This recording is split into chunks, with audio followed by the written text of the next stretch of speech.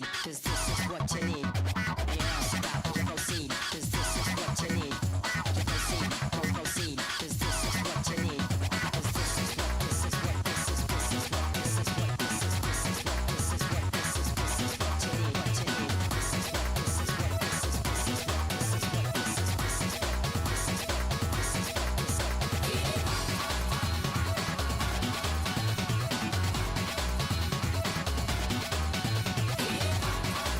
what, this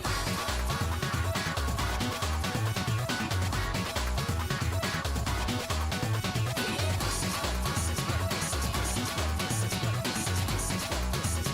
what, this is what, this is, this is what, this is what, this is what, this is you proceed.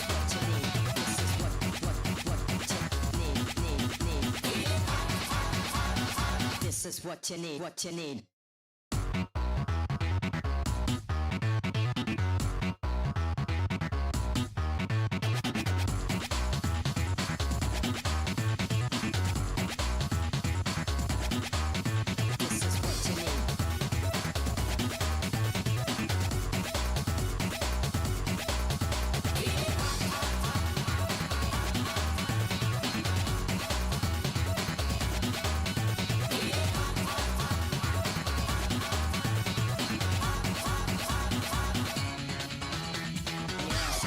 Proceed, cause this is what you need. And you don't stop, you proceed, cause this is what you need. And you don't stop, you proceed, cause this is what you need. You proceed, proceed, cause this is what you need. Cause this is what, this is what, this is, this is what, this is what, this is, this is what, this is what, this is, this is what you need, what you need. This is what, this is what, this is, this is what, this is what, this is, this is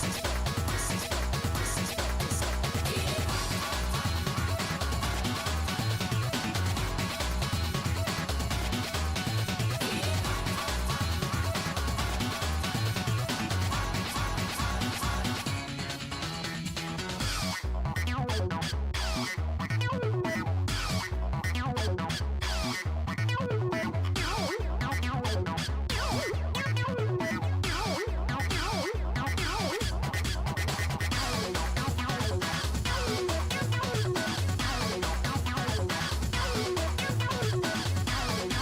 what,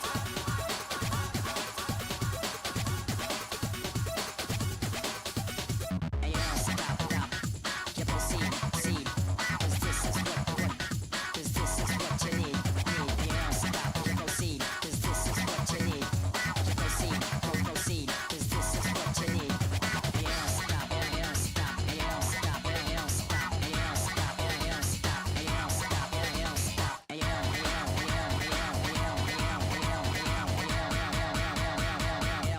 You proceed.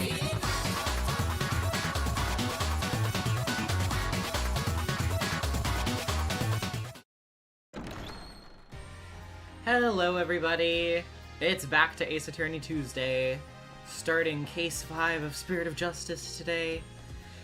The final case of the game, although, judging from everything I've heard in vague terms, that doesn't necessarily mean we're close to the end of the game yet. Before we start, I also want to read out this donation that came in before we got past the wait screen from Boggle Boggle Boggle with the $5 rent. Thank you. I appreciate it. Yeah, if you notice, in the top left here, got a little over $50 until I reach that goal with 19 hours to go. So if you like what I do here and you want to support me, then please feel free, but no pressure. Anywho, let's get right into it. Turnabout Revolution. We'll see how this goes. Because I've been very, I guess mixed is the right word on Spirit of Justice so far, so the final case really can make or break a game.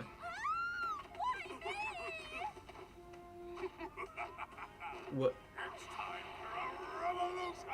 Oh my god. Why they got somebody playing Rafa in their state propaganda that looks like she's like 30 years old?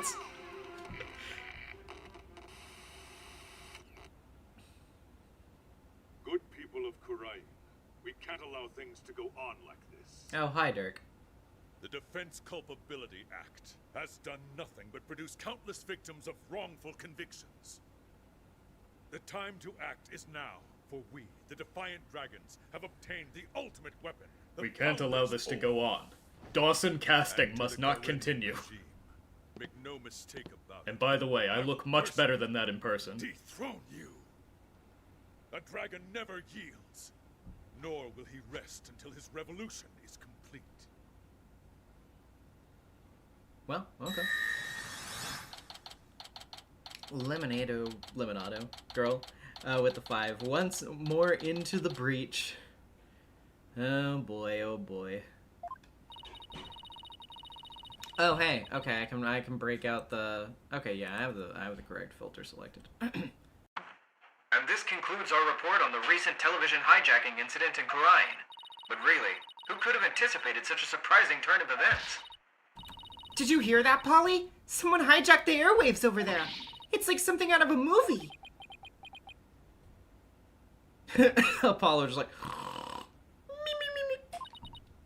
Apollo? Yeah.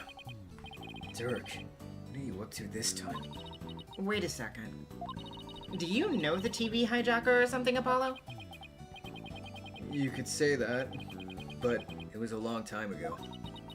And why do you know someone like that? I mean, they're calling him an insurgent. Yeah, about that. Wait a minute. Are you here? Hey now, is that anyone to talk about the man who raised you? Huh? He is! Hey there, Apollo. Long time no see. How have you been, son? It's the guy that was on TV! Guilty as charged. Surprised to see me, Apollo? I just beamed in from Kurine, and boy are my arms tired. This can't be happening! I must be dreaming, or hallucinating, or both. No, you're not, Apollo. It's the TV hijacker / insurgent in the flesh! I'm so confused. Yeah, me too, Apollo. Mr. Hijacker, sir, I have so many questions, I don't even know where to begin. But let's start with that bit about the man who raised you. Wait, don't tell me you haven't told anyone about me, son. It's okay to brag about it. Tell everyone your old man's me, the rebel Dirk. I mean, my face is all over TV these days. I'm practically a celebrity.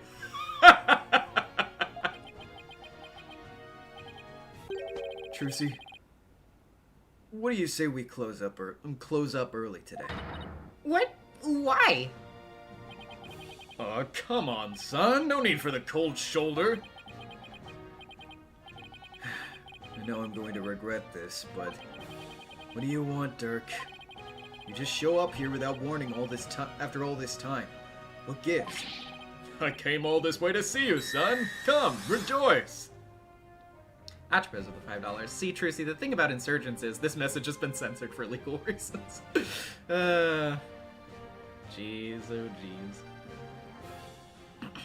Sorry, I just got, like, I, like, zeroed in on his little brooch, or his little, like, neck thing for a second. I was like, the Millennium Eye! Yu-Gi-Oh! On the brain. Right. Why don't you tell me the real reason you're here? What? Well, okay, so maybe there's a little something I need your help with too, but the fact is, I came here to see you. That's the honest truth. Yes, I think we've established that. Figures. I haven't seen him in 10+ years, and he's already asking for a favor. He really is a rebel in the purest sense. He just does whatever he pleases. Come on, Polly. I need details. Inquiring minds want to know. Okay. Hold your horses. First, I've got a few questions of my own. Pleased to meet you, little lady. My name's Dirk Sadnati. I'm Well, a rebel by trade. A rebel? But on TV they were calling you an insurgent. So which is it? Personally, I vote for a rebel with a cause. A real headache for anyone in your way. Trucy. You got me there. I'm the head of a resistance group. The Defiant Dragons. Like the good, the bad, and the ugly, but without the good part. In Crying, I'm like the boogeyman. A tall tale parents used to spook their kids straight. That's too bad. You seem like you'd be a fun, cool guy to hang out with. This little lady's a real catch, son. I'm talking bride material if you get my no. Actually, there's something that you might need to know. Wait, what? Oh, stop it. You're embarrassing me. Dad? Okay, what are you doing, game? What are you doing? No.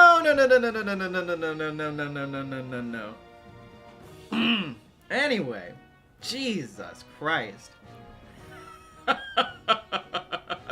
She's a plucky one, all right. Someone pluck me out of my misery. Now, about that man who raised you business.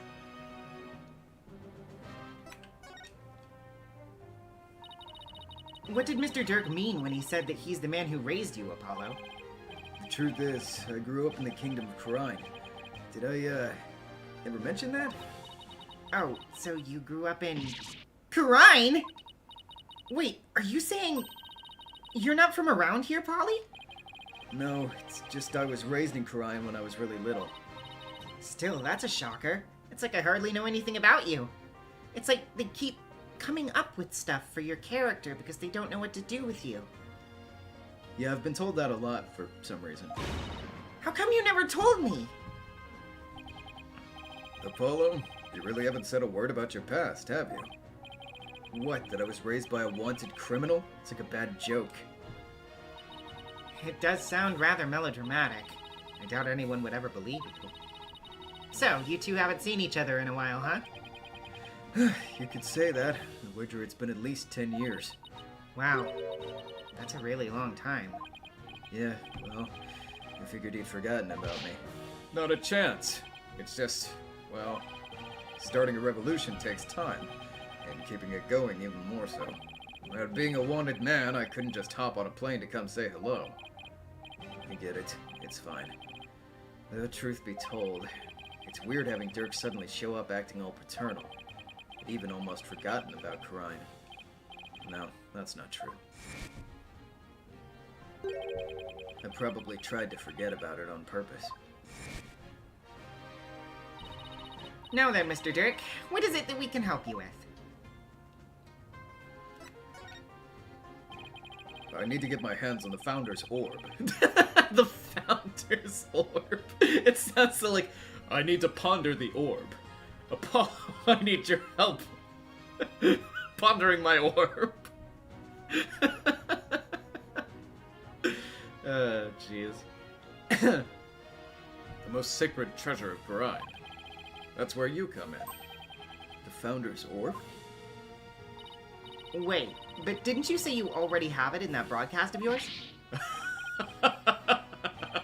Don't go believing everything you see on TV, little lady. No one's seen hide nor hair of the Founder's Orb for some time. No way!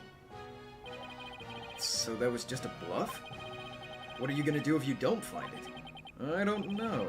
Guess that just means we have to find it, son. Because I can't really back down now, can I? Different years, same old Dirk. It's all coming back to me now. Hold on. I think I read something about this in the newspaper a while back. You know, he's a lot more, like, silly than I expected. Like, from all of his... I mean, like, I know, obviously, there's all the, like, propaganda surrounding him and stuff, but, like, I at least imagined he would be a little bit more, like, I don't know. I don't think, like, cutthroat is the right word, but, like, at least a bit more, like, stoic, a little bit more, like, you know, like, I'm the leader, but, like, he's just, like, goofy little guy. I like him for the most part, but yeah, it's very funny. Something about you guys stealing a sacred treasure from a temple's treasure room. That's a load of crock. We didn't lay a finger on the orb. Really? Yes. Baseless allegations, all of it. Our enemies really found a way to keep us on our toes. Oh, so it's like a setup. That's the long and short of it. However, my compatriot's been hot on the orb's trail. And just the other day, his hard work finally paid off. We now know the Founder's Orb is in Karine Village. Oh, like here, Crime Village? Karine Village? Yes, I hear there are spirit mediums there. They even have direct relations with Karine. Wait a minute, they do? Wait, I mean, yeah, like, in the sense that, like, you would think so, but, like, that's interesting, though, because in Karine, they're like, oh, we didn't even know that spirit mediums existed outside of our country. That's, okay, I'm pondering my orb. Atra's the $2, chasing the orb. Are you a dog? Yeah, chasing my ball. Spirit mediums, right. Some doctor of archaeology there supposedly has the orb. His name is Archie Buff. My defiant dragon compatriot's already made contact with him. Apparently someone asked the doctor to study the orb. Flawless Walrus with the Canadian $5. It's cool that the Founder's Orb being missing also calls back to the first case, where it was thought to be in that box, but wasn't. Oh yeah, I forgot about that. So whoever asked him to do that's the real thief? Most likely. And do you think this guy will just hand the orb over to you? My compatriot Dets says Dr. Buff has already promised to do so. It seems he knew it had been stolen and wanted to do the right thing. Dets. I remember running around with him when I was a kid. So he's here too, huh? Apollo, I want you to be present as my lawyer when I take possession of the orb. Would you do that for me? You can... you can make a decision. I mean, I assume that for the sake of the story, we have to say yes. So yeah. Fine. But I'll charge my standard fee. Now tell me about the Founder's Orb.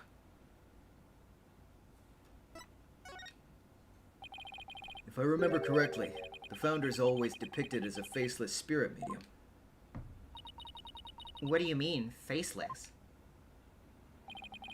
Images of the Founder, the Holy Mother of Karine, never show her face. To depict it is to commit the greatest taboo in Karinism. The greatest taboo, huh? I wonder why. I mean, what could she have looked like to make them hide her face like that? As for the Founder's Orb, it was discovered during an excavation 8 years ago, and it has an interesting legend that goes along with it. It's said that there's a riddle to the orb, and that any who can solve it will receive immense spiritual powers from the Founder herself. Sounds like one big fairy tale to me. In any case, it's just what us defiant dragons need to get our revolution started. With it, we can gain the spiritual power and thus the legal authority to rule Karine. Wait, suppose I did believe this legend, then anyone could become king or queen? And that's why you think it'll help you overthrow the Garan regime? Only the rulers of Karine have ever laid eyes on the Orb, Apollo. A legendary treasure that bestows immense spiritual power. Doesn't that sound like something you'd want to see with your own two eyes? That does sound just a tiny bit intriguing.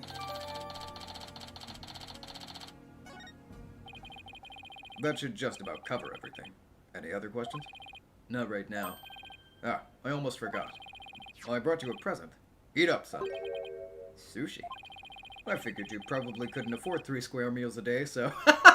Wow, real vote of confidence for your son. I figured you were poor and rotting in a hole somewhere, so I figured I'd bring you some table scraps. Eat up.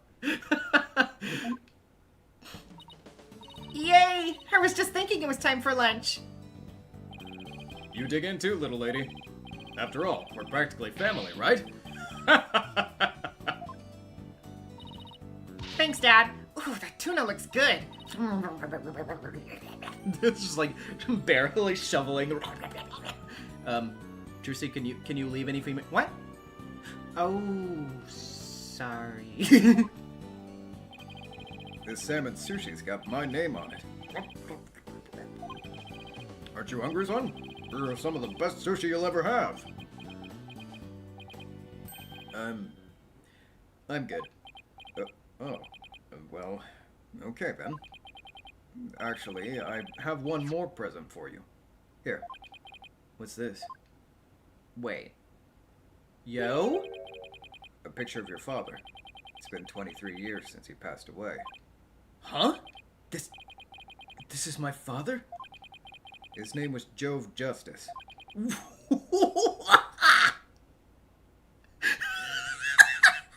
Sorry, I'm sorry. Just the name is... the name, it really got me. Jove. I haven't talked to you about your real father in some time, but as you know, he was a musician, a wandering minstrel, if you will, and a talented one at that. What? Why are you giving this to me?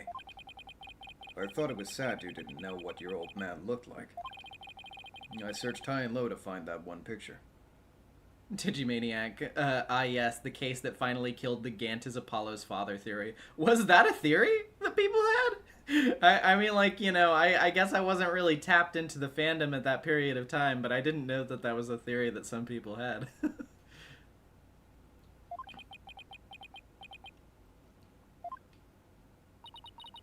What's wrong, Apollo? Don't you want it? I don't know. I mean, it's not like I ever met the guy. Well, I went through all the trouble of finding it, so go on, take it. And don't ever let it go. You hear?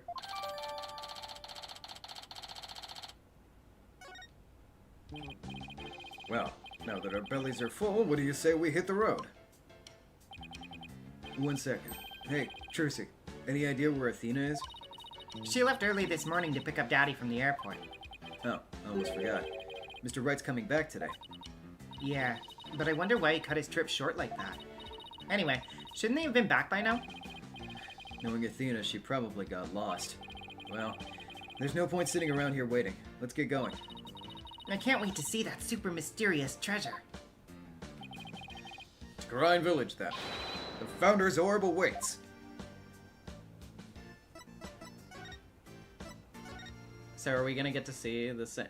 Damn, it's the same exact. Wow, but it's update. That actually is pretty cool. I do like the way this looks with the scrolling, the parallax, sort of like sky layer too. That's fun. So this is Karine, the mystical village of spirit channeling, where ancient traditions come alive.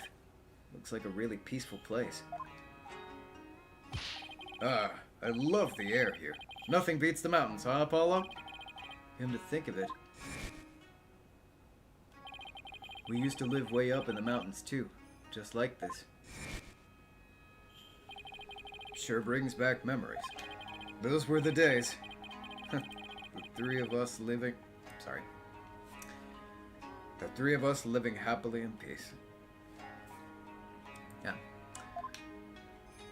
To click off the window for a second, and then it was like, I don't want to register your controller inputs, actually. Please pay attention to me again.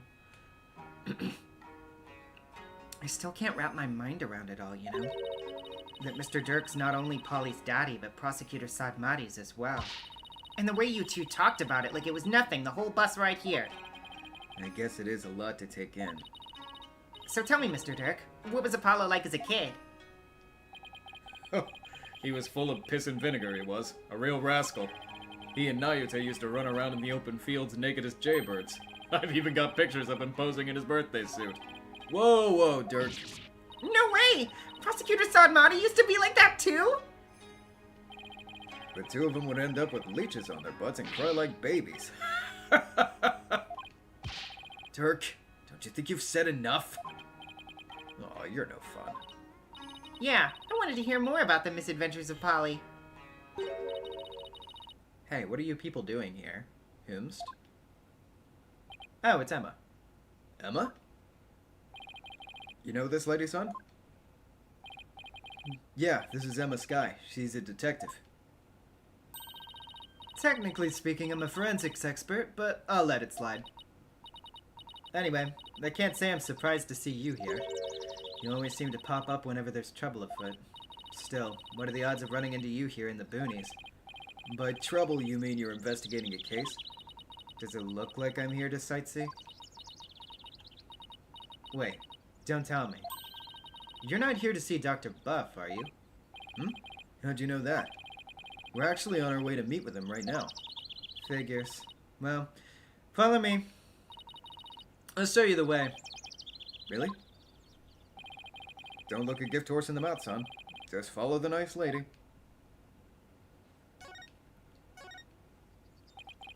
Mass transit and electronic communications. This country's infrastructure is really advanced compared to Khura'in. Why don't you see the sights once you have the orb? Well, I guess I could use a break. How about you show me around? Oh, I'll probably be busy with work, so, I see. What are you talking about, Polly? Your only work right now is cleaning the office. The Founder's orb should be with the doctor right now. What do you say we go take a gander? What if he doesn't have it? What if you came all the way from Khura'in for nothing? I'll cross that bridge if and when I come to it. Besides, even if I leave empty-handed, at least I got to see you, son. Oh. Thanks? No. I really mean it. Oh, the awkwardness. Ooh. The fucking glasses on the pyramid? So this is Dr. Buff's study. Wow, look at all those books.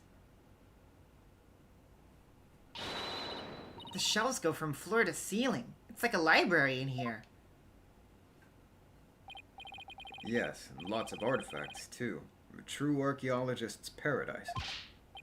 Look, son, there's so many relics. They're spilling onto the floor.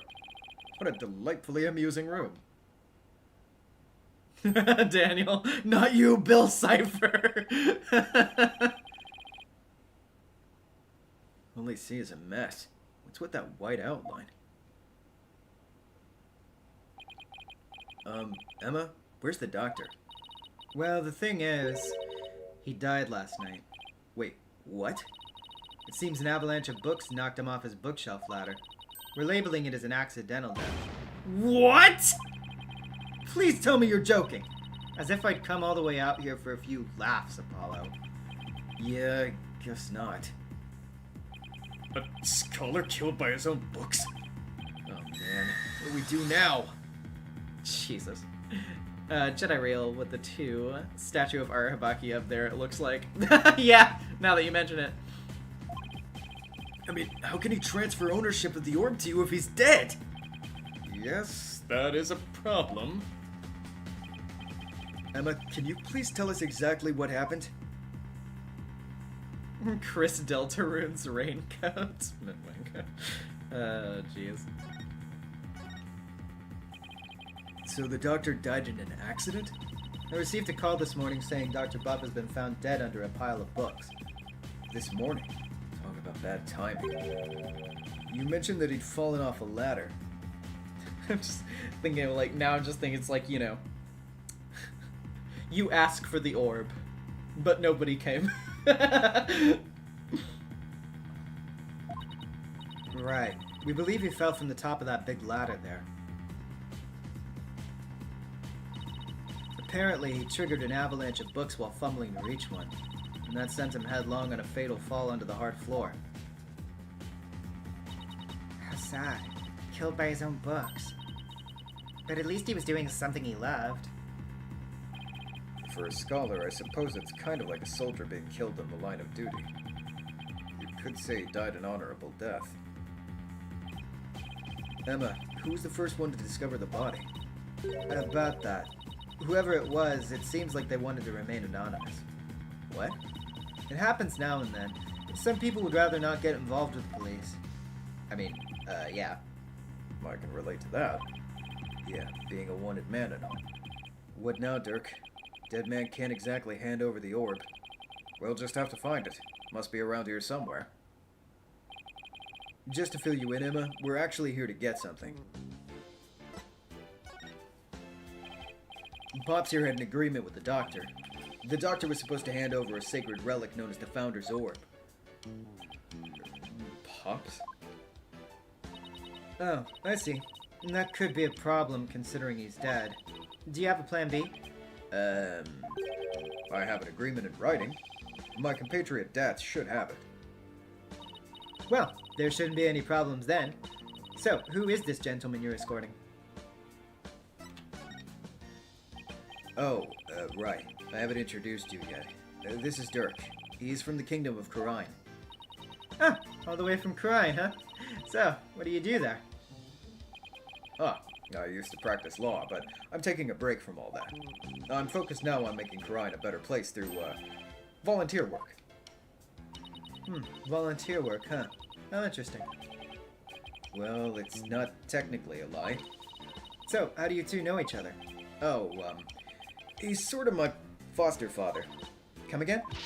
Yeah, and he's Prosecutor Sadmati's real father, too. What? You mean you and Prosecutor Sadmati? I am so sorry. Seems you've had quite a life. Guess she's put a few things together. Actually, Dirk, you look kind of familiar. Have we met before? Not that I recall. Great, she must have seen that news report on TV. It'll really complicate things if she figures out he's a wanted man. There are lots of guys who look like him. Sure you're not mistaking him for someone else?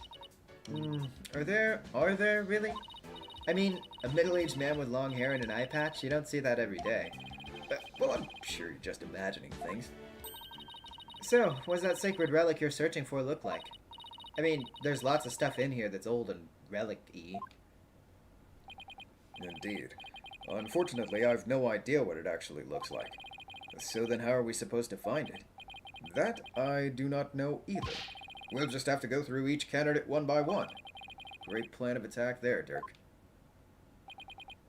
Well, Emma, do you mind if we give this room a once-over? Guess not. But in exchange, you're going to help me with my investigation. Sure, can't hurt.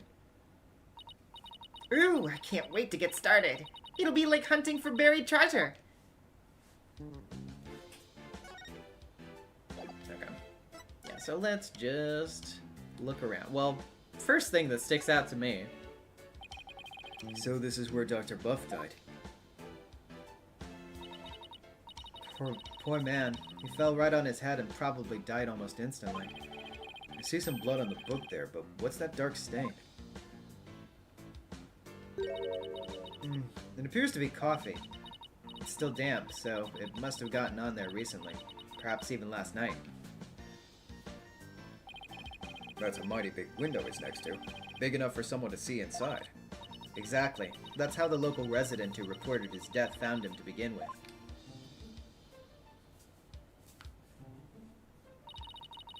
The doctor's body was visible from outside the window, and a passerby called in earlier this morning to report what they'd found. So, you mean this case is still only a few hours old? That explains why your investigation's just getting underway.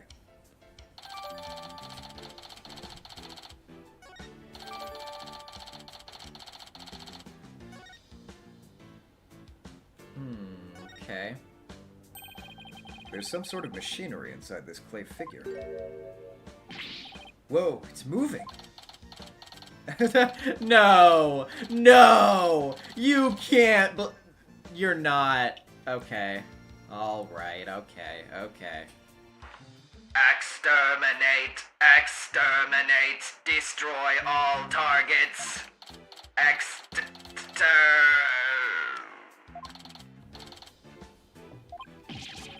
Do I even want to know what this thing is for? Fucking Doctor Who reference. Jesus Christ. Anyway, let's look at the Kara raincoat. It's a two-tone raincoat. Not 2-ton. I believe it would be kind of impractical if it were a 2-ton raincoat. It's still a bit damp. I think someone might have worn it recently.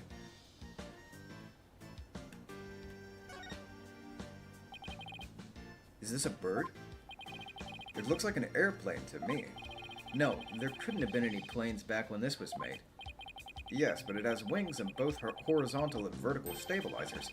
That makes it an airplane. No, it's definitely a bird. Open your eyes, son.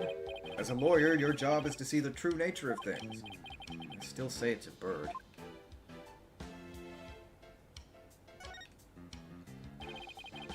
The doctor fell from the top of that ladder.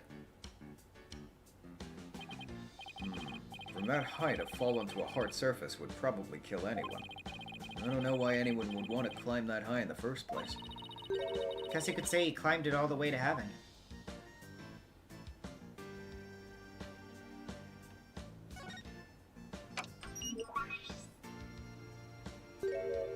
Oh, okay. This PC is password protected. Trucy, you think your magic can do something about this? I don't think it can override a password. Now, a locked desk, that I could get into. Like yours back at the office, Polly. Yikes. I'd better watch what I put in there. What? Do you put weird stuff in your desk? Stuff you don't want anyone to see? Jeez, are you a mind reader too? No, but unlocking your thoughts is a cinch.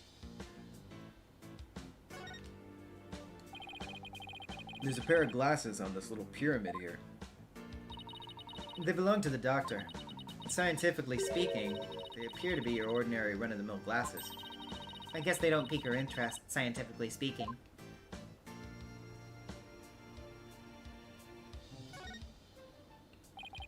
What a huge window. Bet you could see the entire study from the outside. How could he concentrate in here? I feel so exposed. Well, he does have a bookshelf positioned for some privacy around his desk.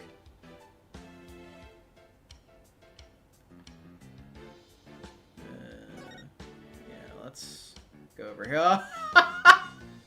Really now? Really now? Okay. Actually, I don't think I looked at this yet. Let me look at that first. There are animal drawings on the floor. They look like those famous geoglyph things. They remind me of the chalk outlines detectives draw around bodies. And the doctor's has just joined them. Now that's what I call dedication to one's field. I don't think it was on purpose. Okay. I don't think there's anything else here that I haven't looked. Well, actually, okay, yeah, there's that. I don't think there's anything else other than this. So let's look at that real quick and then we'll go to the other side. There are a few pairs of shoes here. Guess there must be an entrance on this floor, too. Yeah, there's a back door over that way, but it's usually locked from what I can tell. The visitor's entrance is up that spiral staircase. That's why we came in. Okay. So, yeah, what the fuck are you doing here? Ami. Why's someone's name written on here? Maybe it's so if it ever got lost, someone could return it to its owner. You know, like how school kids put their names on things. Yeah, but this is just an urn, and the name's written so big. Well, I wrote my name on my magic panties. It says, "Right" in super big letters. The less said about this, the better. It's a golden statue. Looks pretty old, too. I imagined it has great archaeological value. Maybe too great for a private researcher of Dr. Buff's caliber. I wonder how he got his hands on something like this. It's a spiral staircase. And it's connected to a hallway up there. Why'd they have to place the second floor so high up?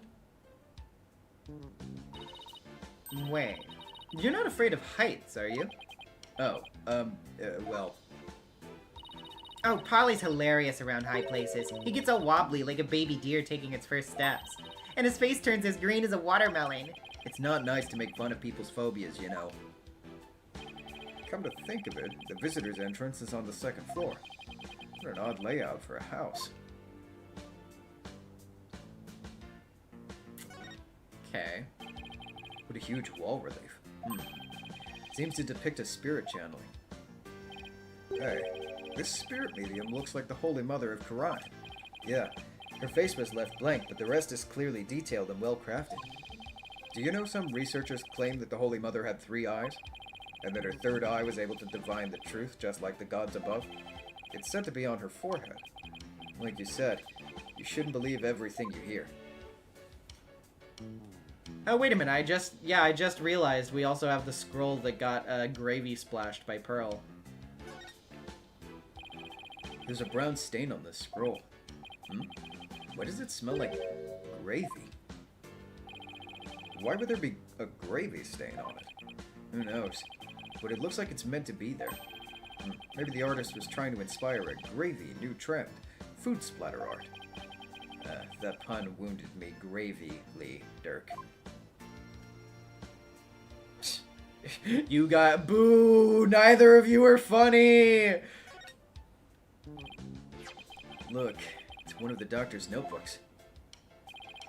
Maybe there's something about the orb in there. It's a photo of the treasure box, the one from Temple's treasure room. I thought Pearl cleaned that scroll. Not to my recollection. Also, like, I mean, yeah, like, splashing gravy on a, sort of like a paper scroll, I think would be kind of difficult to get out. I think regardless of how well or delicately you were able to clean it, it would still leave a pretty big stain. These must be his research notes on the Founder's Orb. What's that on the right page? Looks like a poem or something. Let's see. Oh, it's the song that's performed during the Dance of Devotion. Dragon and Tiger battle. The Founder offers divine protection. When the butterfly embraces the Mitama, the favor of the orb is bestowed. Offer thy prayers as fervent as fire. Only then shall the Holy Mother return. Descending upon us in all her glory, the Founder bestows the greatest power known. It's been sung during Karaini's rites of offering since ancient times. Oh, I think I've heard of that. There's also a legend associated with the song. Some say the solution to the orb's riddles contained therein. It's in a song everyone in Karain knows. Not much of a way to keep it a secret. It's called hiding secrets in plain sight, Polly. Us magicians know all about that. That's strange. What is? Dr. Buff's notes contain the second half of the song. It's what she did when she ran away at the very end of the TNT post-trial? I can't, yeah. I guess. So I don't remember specifically, so I'm not gonna say that that's wrong. I just don't remember. It's been a bit. Only the first half is sung during the Dance of Devotion. Most people haven't even heard the second half. The second half? As in the part that begins, "Offer thy prayers"? I'm impressed. That's some thorough research he was conducting.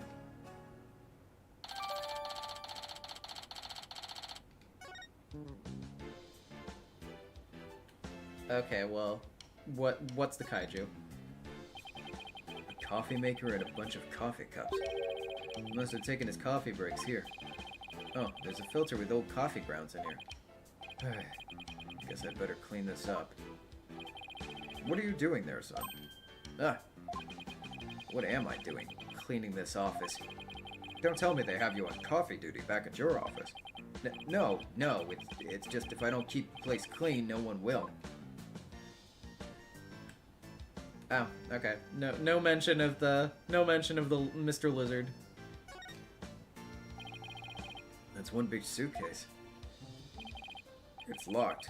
Is it the doctor's? No, someone left it here last night. So the doctor might have had a visitor? But how can you tell?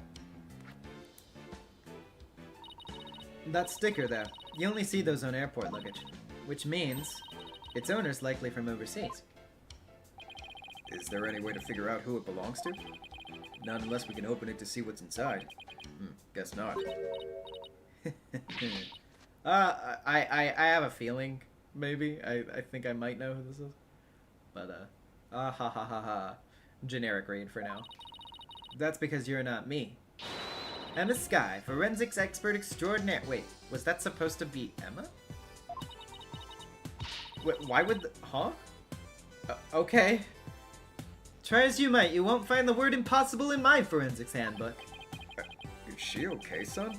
It's like she became an entirely different person. Oh, that's just what happens when a forensics switch gets flipped. With this, identifying the suitcase's owner will be as easy as pie. Is that fingerprint powder? That's right, and there's no better time than the present to use it. Here we go! You remember how to do this, right? I apply the powder to where I think some prints might be and blow any excess off. Exactly. Well, how about it? Now, where would I expect to find prints on a suitcase? Oh, gee, I don't know.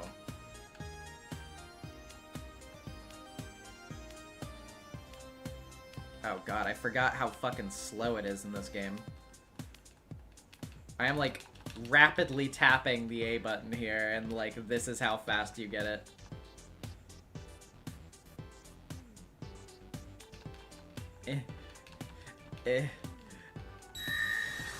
Oh. Why isn't it... Hello? Oh, because I'm out. Also, 2K plays with the $50! Holy shit, thank you so much! Rent! Thank you! Thank you, thank you! That's so generous! I appreciate you!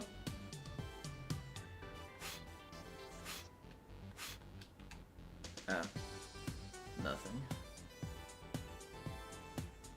So, you just don't touch the handle of your suitcase, huh? Well... How about this one?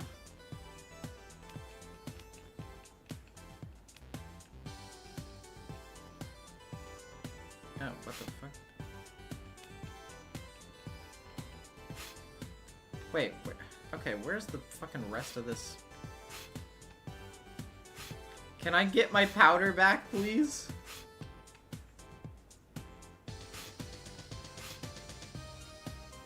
Huh. Wait.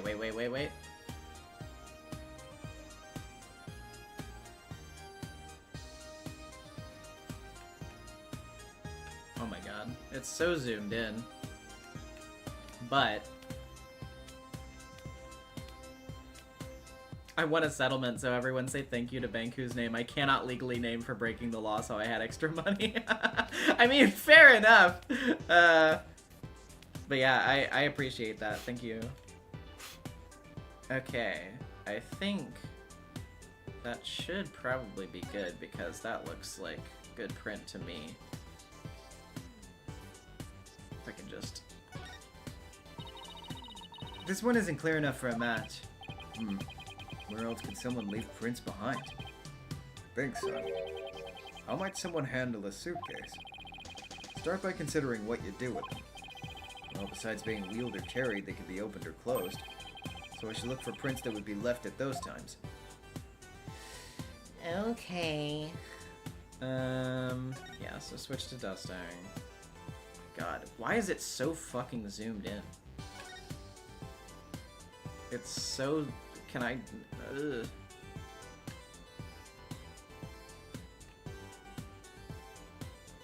But... Yeah. Let's check around the lock, too.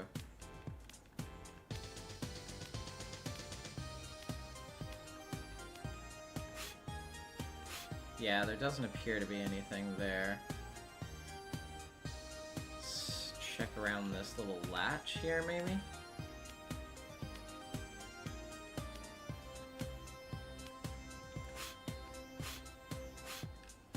Nope. Nothing.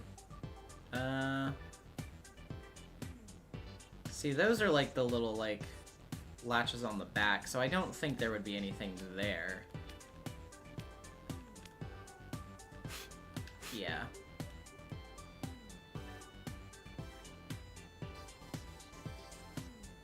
Huh.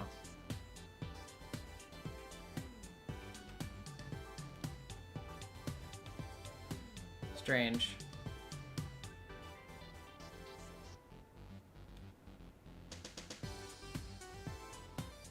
Yeah, because, like, every place I would think it would be is not where it is.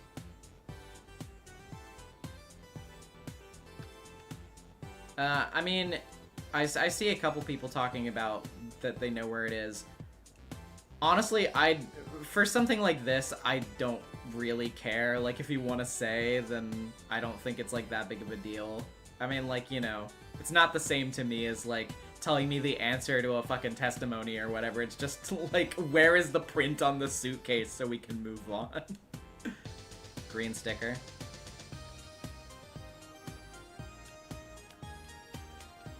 That is a very strange place, isn't it? Although I guess, I mean, I guess technically it makes sense because it's like, yeah, you would have to put the stickers on there with your hands.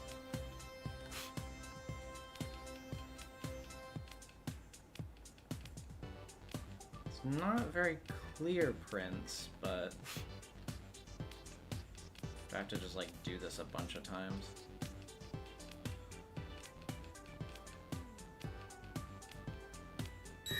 But yeah, it is like a stupid hint to, like, oh, think about how people open the suitcase. Like, okay, well, that's not how people open it, but alright.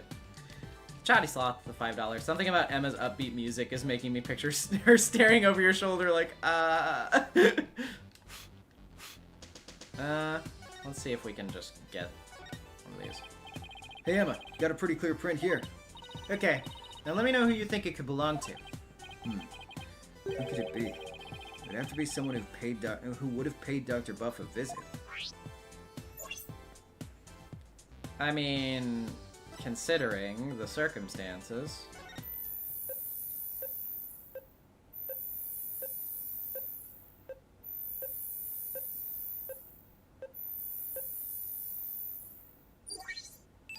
Ah ha ha ha, yes.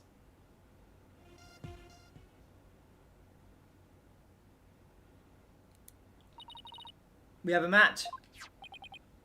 That's Dat. Come to think of it, he did stop by to see the doctor, didn't he? To conclude the orb transfer agreement. That is such a funny phrase. The orb transfer agreement. Yeah, that's what I call it when Goku hits me with the spirit bomb, or what he calls it when he hits me with the spirit bomb. Orb transfer agreement.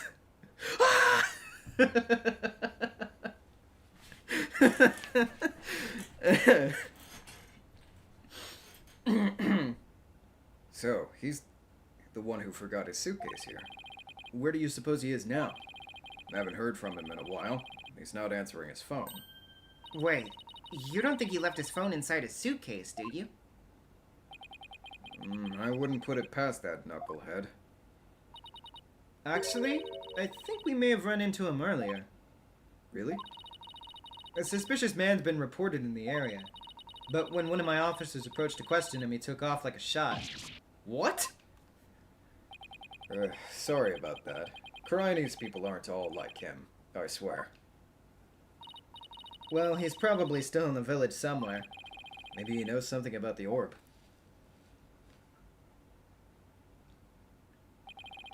It seems the orb isn't here. That means Dats might be our only lead at this point. Detective Sky said he might be here in the village. We should try to find him.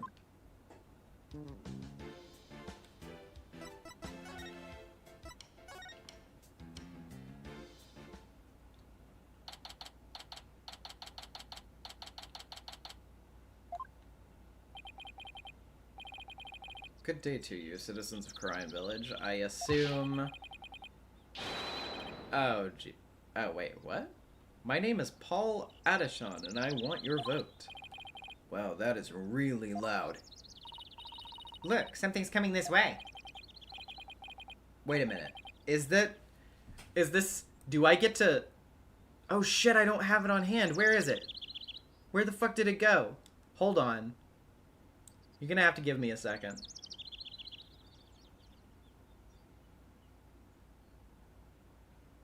Where is this filter?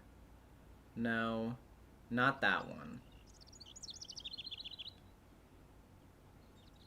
Where is this filter? Where is this filter? Where is this filter?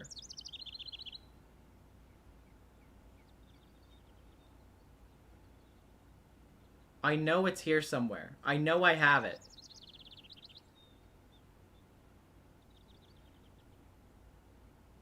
Oh, it's politician. I see. Where the fuck is it, though? I know I have it. There it is. Hold up. Hold up.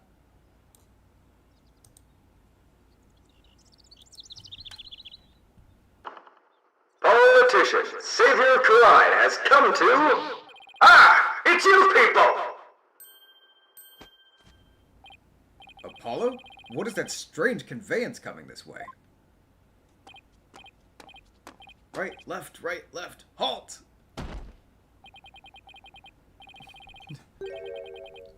Oh, was it really loud?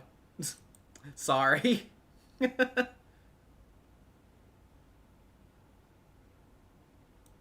I'll just lower the volume on that. It's one of those, what do you call them? Palanquins?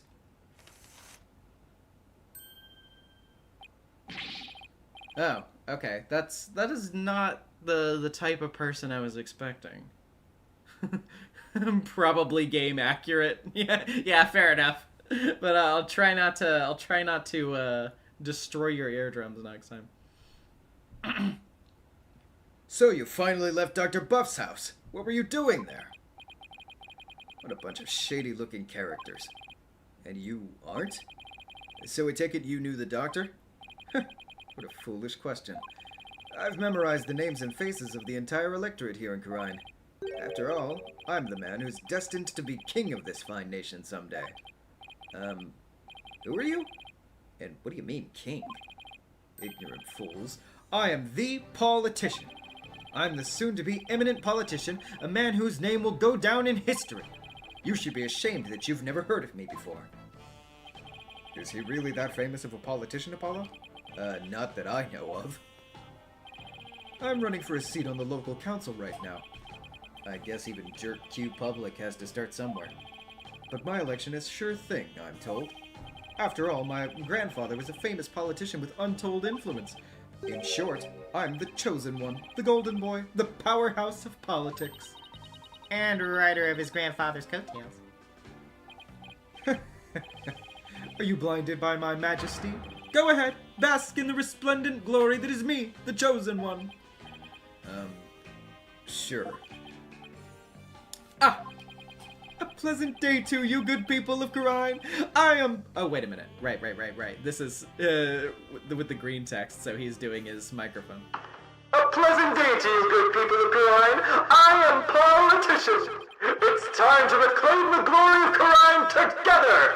A convenience store on every corner. A karaoke bar in every home. A vote for politician is a vote for a happier, hopier Karine village. Turn off that infernal racket, you fool! You're a stain on your grandfather's good name!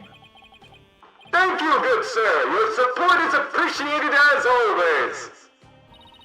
I guess he's one of those people who only hears what they want to hear. In other words, he's a model politician. Now, where was I? Oh, right. You were in the doctor's house. Just what in the world were you doing in there? Is this what you ride around in when you're campaigning? That's right. It's perfect for the narrow roads and steep hills here in the village. It has a top speed of 5 miles per hour, but it suffers from serious reliability issues. Namely, these imbeciles tire out too quickly. We'll try harder next time, sir. Raining metal with the Canadian $5. I'd imagine him having an RFK Jr. voice, but I don't want Nezumi to get bronchitis. Yeah, I do not want to be doing that. It's still very loud. Well, I mean, I turned it down from 80 to 50. I can turn it down a little bit more. Poor guys. They're exhausted and covered in sweat. The Attition family's been in politics for generations, even back in the old country. Really? My grandfather, Abe Attition, was a prominent member of Congress. And he was born right here in Kurine. There isn't a person here who hasn't heard of him. All I asked about was his palanquin. You must have heard of the Attitians. I'm even reviving our old country campaigning style. Oh, politics aren't really my thing. Trucy? I don't recall ever reading about them at school. Young people today. You people really need to pay more attention to politics. So, what business did you people have at Dr. Buff's house? He was going to transfer ownership of the Founder's Orb to us. It's a sacred relic from the Kingdom of Kurine. The Founder's Orb? Oh, so you tried to get your hands on it, did you? Wait, what do you know about the orb? I know that it's mine. That's what? How do you figure that? Because I know it's not the Founder's Orb. Its real name is the Crystal of Ami Fe. The Crystal of Ami Fe? Huh. Interesting. That's right. It's been passed down for generations in the Attition family. Until it was stolen, that is.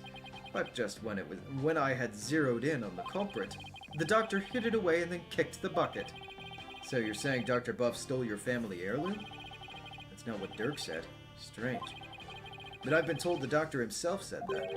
He had the Founder's Orb. It's all that weird foreigner's doing. He filled the doctor's head with nonsense. Nonsense like the Crystal of Ami Fe being the Founder's Orb. Weird foreigner? Could he mean... Is this the foreigner that you're talking about? Take that! Yes, that's him. I thought so. Now we really have to find Dat.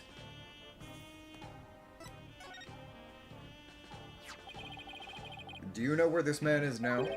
I imagine he's at the detention center by now. I called the authorities after I found him hiding in my dog's doghouse. What? That buffoon. Well, at least we know where he is now. Let's head over to the detention center and see what he knows about the Founder's Orb. So, you really are after my crystal? No, we're looking for the Founder's Orb, and we have an agreement to prove it. Well, just so you know, you're not going to lay a finger on it. It's mine, and I intend to give it to my benefactor. Your benefactor? My benefactor's ready to support my rise to the pinnacle of the political world. They have immense influence here, you see, and I intend to harness that influence. So you're just going to give your family heirloom away to this person? That's right. It's a purely political decision. And in exchange, your patron will get the people of Kurine to vote for you? Eminent politicians are skilled at leveraging all of their connections. Isn't it illegal to buy votes? Well, good luck with that, I guess. You just wait. Politician will reign supreme someday. Okay, well, yeah, you have fun with that, man. Yeah, buddy, you don't need to hide. You're literally in jail already, so I think there's no problem here.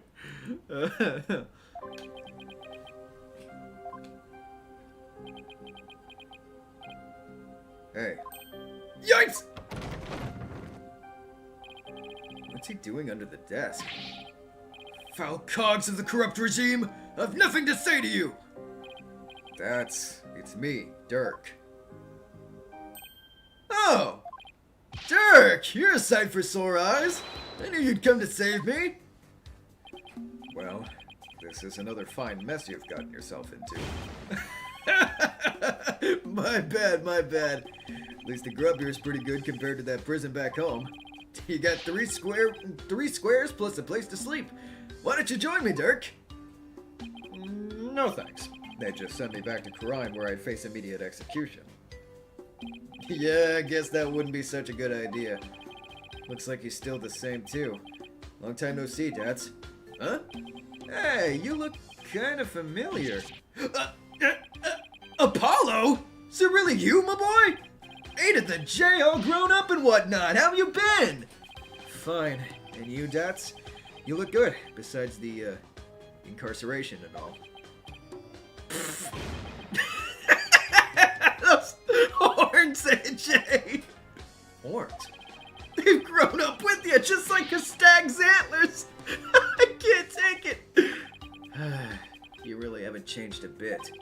Anyway, there's something we needed to talk to you about. Sure, pull up a chair. I've got all the time in the world. The Slammer's like my second home. It's really not so bad once you get used to it. He's rather laid back for someone in police custody. Dots, was what the doctor had really the Founder's Orb? Absolutely positively, the doc was sure of it. Really? Because someone from the village is calling it the Crystal of Ami-Fe. He also claims you were filling the doctor's head with lies. That ain't true! The doc said he was sure it was the real deal. All his fancy research confirmed it was the Founder's Orb. So then that politician character was lying? Imagine that, a politician who lies. I bet he wants the orb all to himself. I wonder who's telling the truth. Well, take a look at this. It proves the doc believed he had the Founder's Orb. Let me see that. I agree to hand over the Founder's Orb to the Defiant Dragons if I come to no harm. Dr. Archie Buff. Huh. See? I got it all down in writing. But Dad, why does it say, if I will come to no harm, at the end here? Sounds like he was scared of you. Dad, did you threaten the doctor in any way? No? You got it all wrong. It was the doc's friend. He told the old man us rebels were dangerous. It's his fault the doc thought I might hurt him. Sounds like the work of that politician. He's really made a mess of things.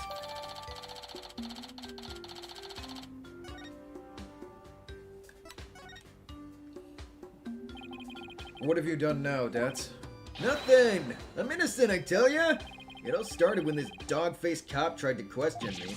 He looked so funny I started laughing at him. That's when they came after me. But it was hilarious, I tell ya. I mean, a human police dog, how funny is that? Right. So what happened after that? They caught me hiding in a doghouse. St. Pooch ratted me out. I guess that's what I get for laughing at one of his doggy comrades. Sounds like the dog's got the last laugh. Dats, weren't you cleared of those jailbreak charges? And your capture by Lady Kira deemed unlawful?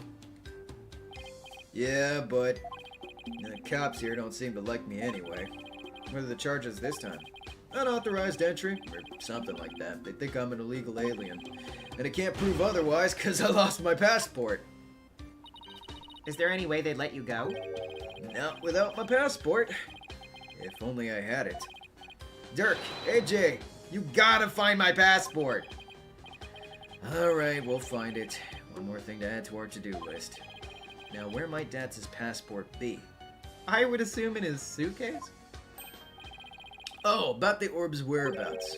Maybe the doc's kid knows something. The doctor has a kid? Yeah, bit of a shut-in, though. The poor thing's own bedroom's become like a self-imposed prison. A shut-in? Sounds like it'll be a challenge just to get a conversation going. Time for your questioning. Follow me. Yeah, it must be lunchtime. Today's fried chicken, if I'm not mistaken. You get your lunch if you behave yourself. Dirk, AJ, I'll see you guys around. Our only lead now is Dr. Buff's kid. But luring a shut-in out is not going to be easy, I know. Oh, wait. I didn't mean to do that. I just have the same dialogue here.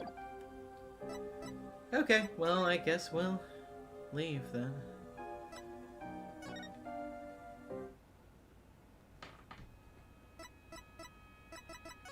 Probably the same... Oh, no. Well, I mean, not anything important, though.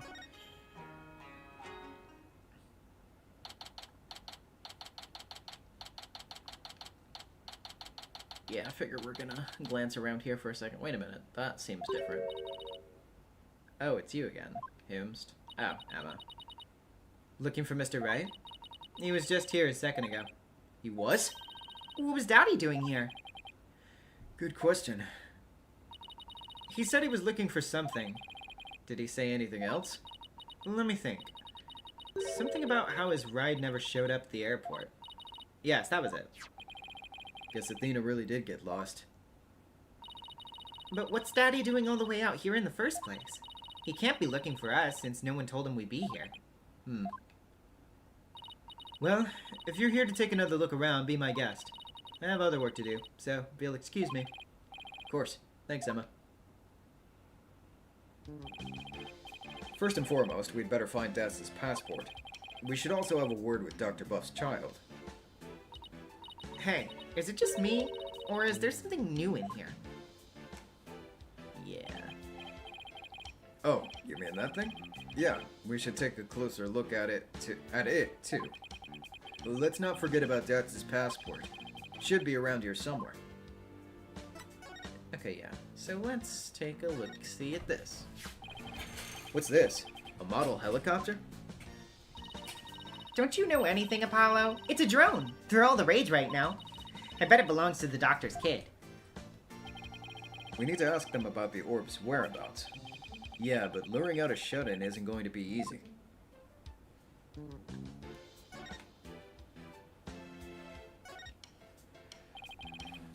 That's a suitcase.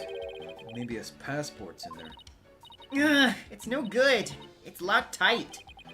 We should have asked him for the key.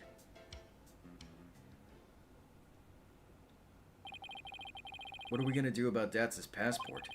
It's probably right there inside his suitcase, but we can't get it open.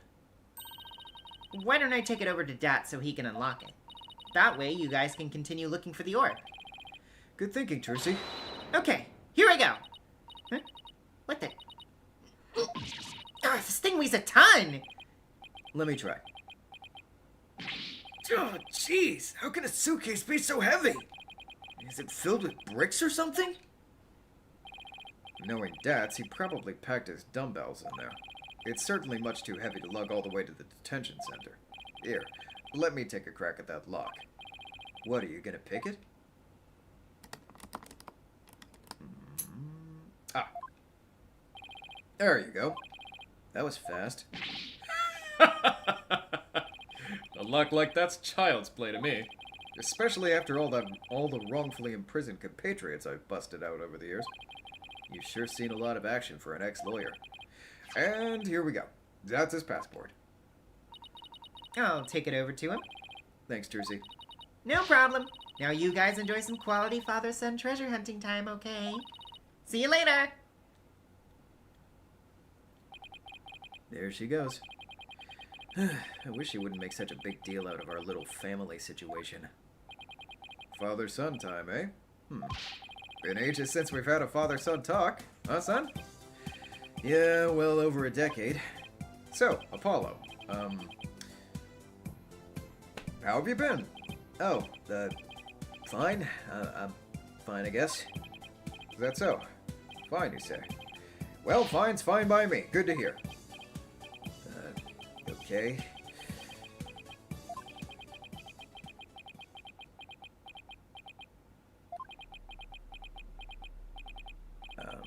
So, what do we talk about now? Get down! Hit the dirt, son! Huh? What the... Ah! What the fuck?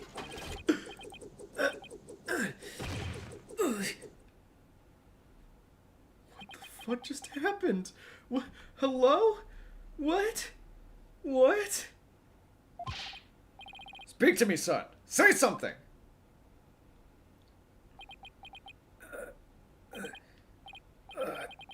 That's smart. You maggots! What do you think you're doing invading buff airspace? It'll be a scorching day in Siberia before you get past me, you yellow-bellied yahoos! Whoa! It can talk? What kind of drone is this anyway? Drone nothing! That's Sergeant Buff to you, soldier! who now? Buff. Sounds like the doctor's son's behind the controls. He's controlling this thing? Apollo, let's play along for now. At least until we can get the information we need out of him. Got it. Sergeant Buff? Sergeant Buff, sir! You forgot to say sir! Ain't you never seen a war movie before? Oh, right. Let me try that again. Sergeant Buff, sir! Better. Much better. Now, state your name, unit and rank, soldier! Oh, I'm Apollo Justice. I serve at the Right Anything Agency. And my rank is, fledgling lawyer? Sir! Actually, yeah, I don't know quite what voice to give this guy because I haven't seen him in person, but I'm just kind of going off of the stereotypical, like, Sarge shit right now, so, if this becomes dated in retrospect when I find out what this character really looks like, then forgive me for that. Affirmative, Private Justice. Private?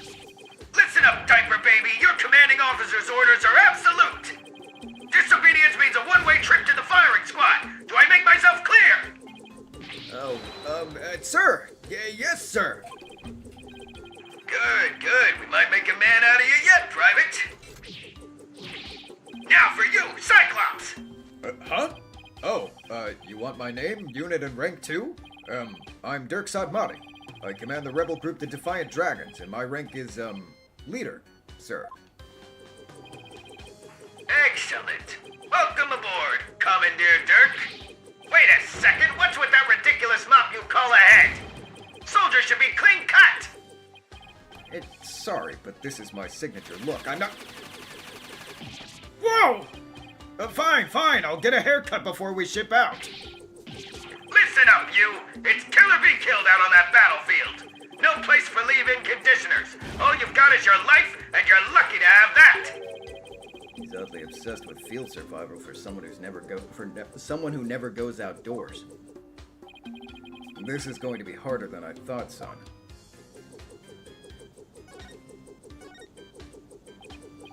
Are you controlling that drone from your room, sir? Affirmative. But I can see everything you do from here, so... 10! Hunt, soldier! Wipe that stupid look off your face! I'm gonna whip you sheltered peaceniks into shape! What, your charming personality? Look, it's got a camera and speakers, too. And that's not all, Commandeer.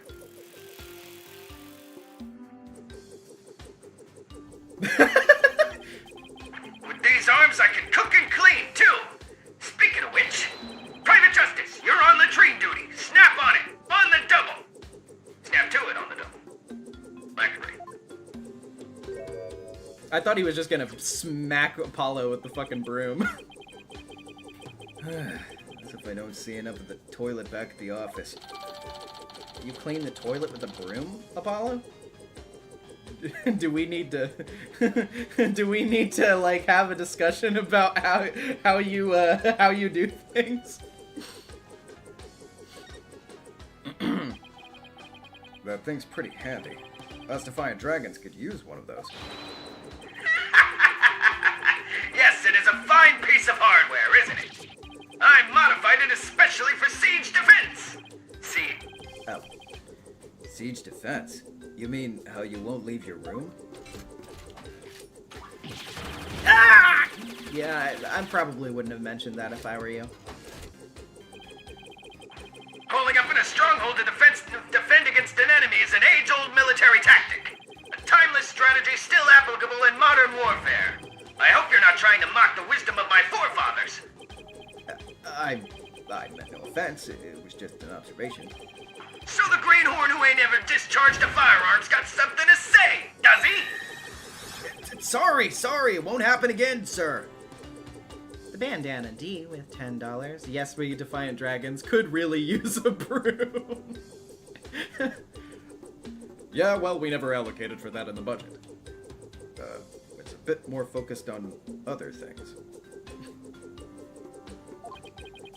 Darn tootin'. Now state your intention, soldier.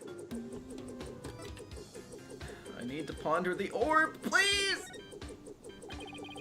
We had an agreement with your father. You promised to hand over the Founder's orb to us. What? Papa promised you that? He did, but he died before he could ever tell us where it's hidden. Now we have no idea where it is.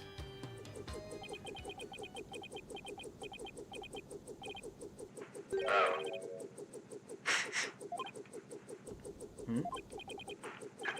Papa, why? Why'd you have to die?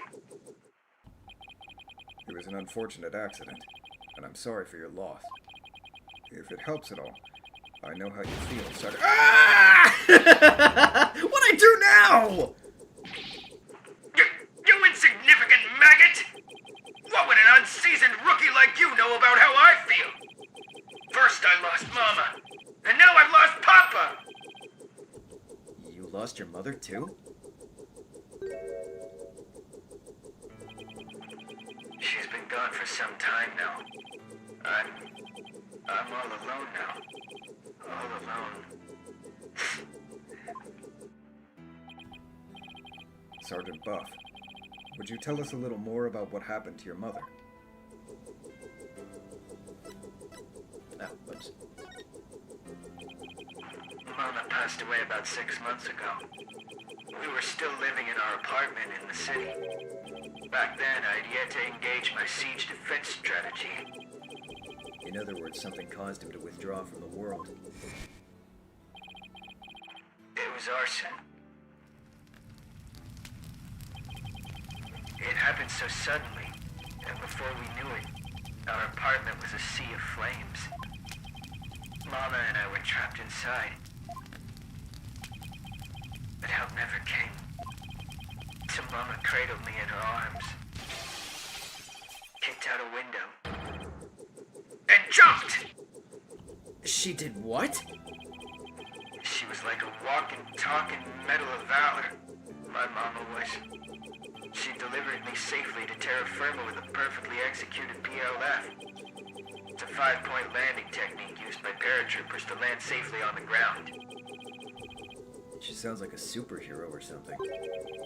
But from that height, she suffered massive injuries in order to protect me. She died so that I could live!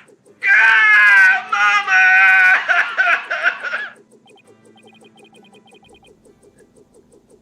I don't know what to say. And the person who started the fire. He was immediately apprehended. They say he was standing outside laughing while the building burned. At least justice was served. I hope that brought you some solace.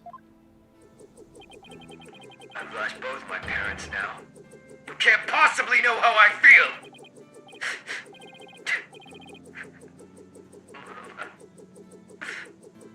Papa.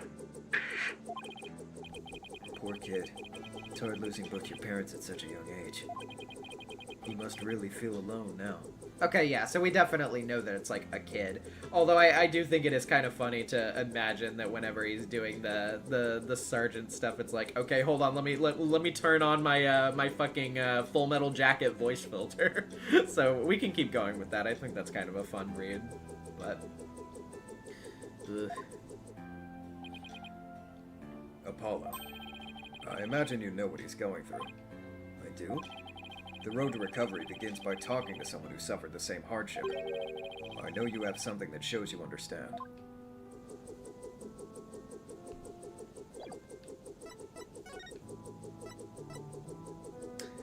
Yeah?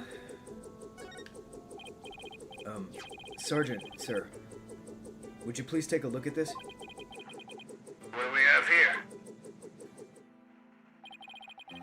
It's a photo of my father. I wasn't even a year old when he died. In a fire. What? And like your mother, he died in an arsonist's blaze. But in his final moments, he managed to save his infant son.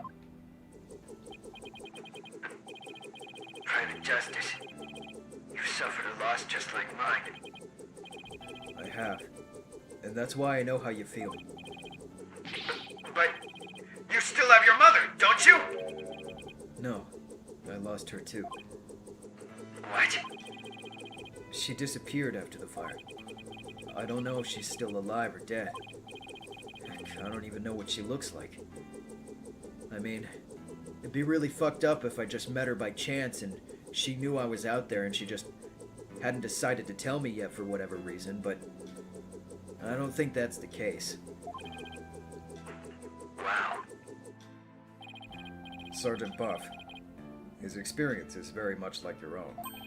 If anyone can understand the sadness in your heart, it's him.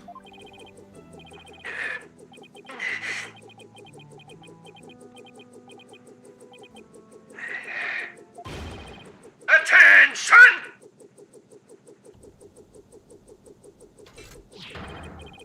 I salute you, Comrade Justice. You're no longer a private in the Buff Army. Henceforth, you'll be a corporal. Corporal? Congratulations on your promotion, Corporal Justice. I'm just glad that seemed to cheer him up a bit. Now, comrade, let's toast to your new stripes. And call me Sarge. Don't be shy. We're a band of brothers now. Now's our chance, Corporal. Ask him about the Founder's Orb. Dirk's getting way too much of a kick out of this.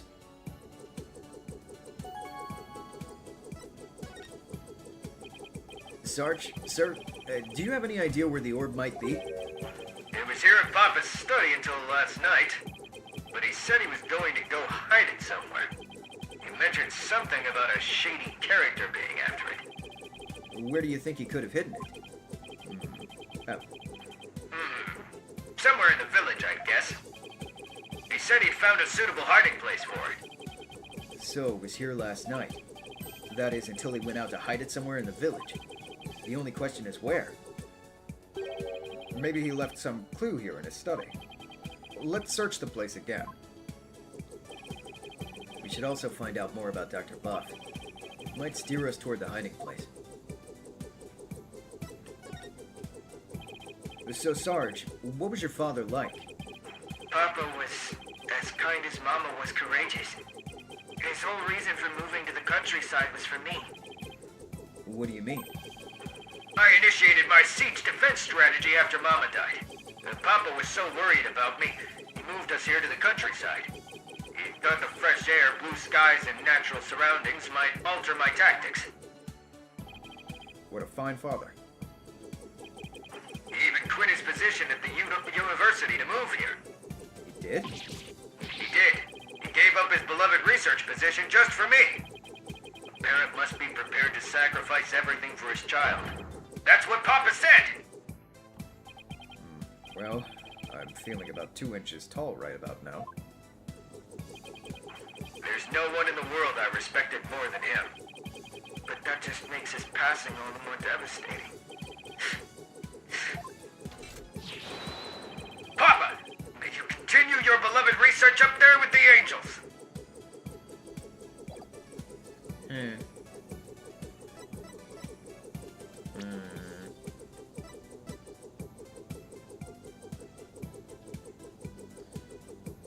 Well, I guess we should look around then.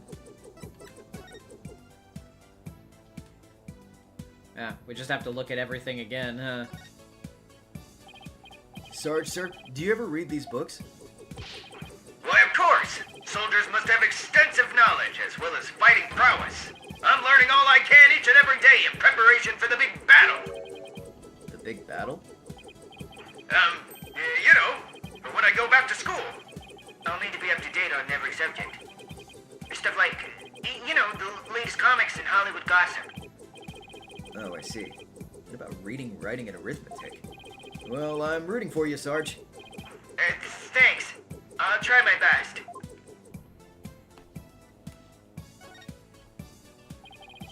It's a raincoat. It's a bit wet, and there's fresh mud on it. That must mean someone wore it recently. Indeed. Maybe even as recently as last night. Sarge, did it rain here last night? Negative. There wasn't a cloud in the sky. Then how did this raincoat get all muddy and wet? When I saw it last evening, it looked pretty clean and dry to me. That means it got like this later at night. Good eye, son. This may very well turn out to be a vital clue.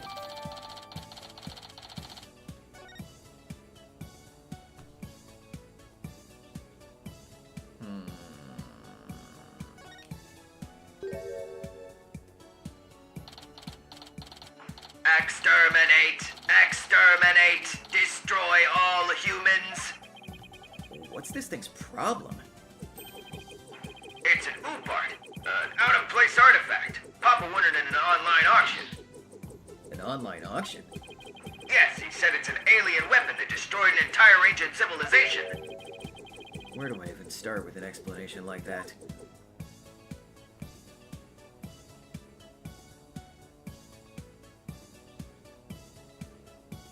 God, I know I've heard the term Oopart before, but I forget from where. Are these the doctors? Yes, those are Papa's reading glasses. He said he'd been having trouble reading lately. But those glasses seem to help.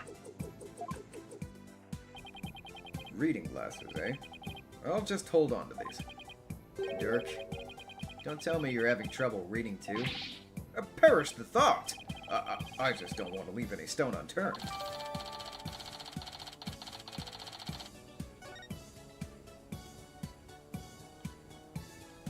No, I'm not old, I just...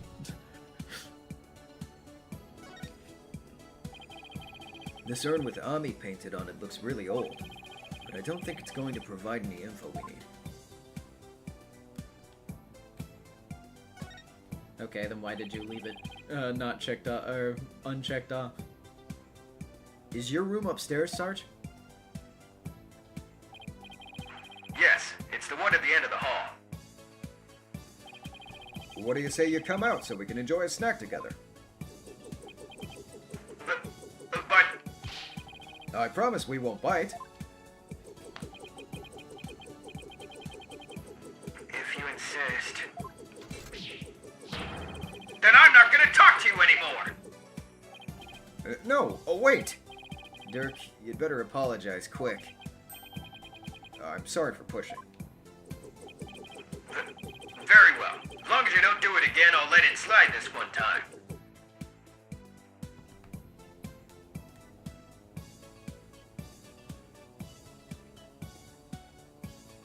Okay. Oh yeah, suitcase. It's Dutz's suitcase. It's full of survival gear and questionable souvenirs. But we already got his passport, so we can leave it be for now. Whoops. Yep.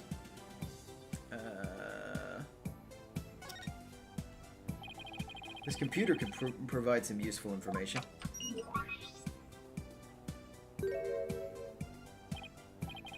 Drat, it's password protected. Hey, Dirk, you're good at getting into places you're not supposed to.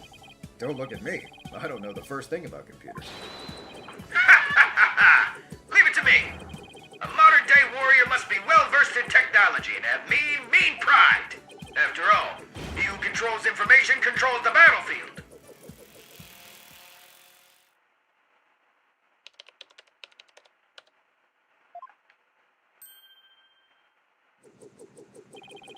And I'm in! Looks like modern-day warriors have mean keyboard skills, too. Okay, let's see what we can find.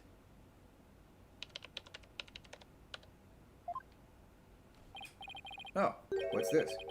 An email message? Now this is interesting. It's a research report to whoever asked the doctor to study the orb. Here, I put the data on this. Take it and use it well, soldier!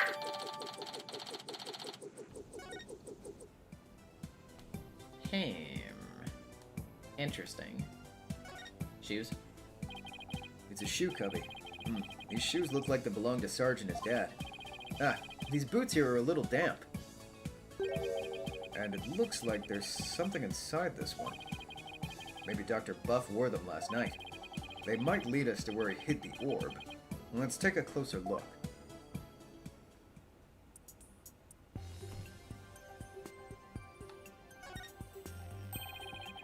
There's a question mark on the bottom of this boot. Papa had those custom made for his archaeological fieldwork. He had the soul of an adventurer. This boot had the soul of an adventurer, too. Shut up, Dirk!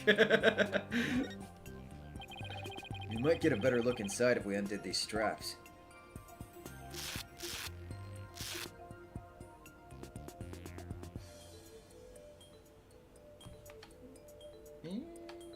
Hey, what's this?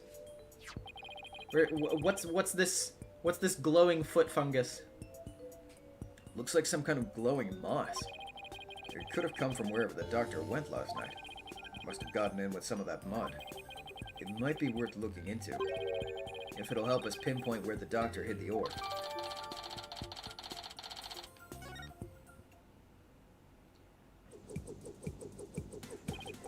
Okay, let's go over what we've learned so far. Wherever it was that Dr. Buff went, he needed a raincoat. And it was somewhere where this glowing moss grows. Any ideas where that might be, Sarge? Negative, comrade. I hate to say my intel's a little thin on this one. I've been occupied with my siege defense strategy ever since we moved to the village. Well, son, it seems we have no other choice. We'll have to ask the locals if they know of a place like that. Okay, yeah, I guess we're done here, so... See you later, Sarge. My voice was getting a little tired of doing that anyway. Actually, is my water bottle around here? Oh god, it's all the way over there. Okay, hold on a second. Okay.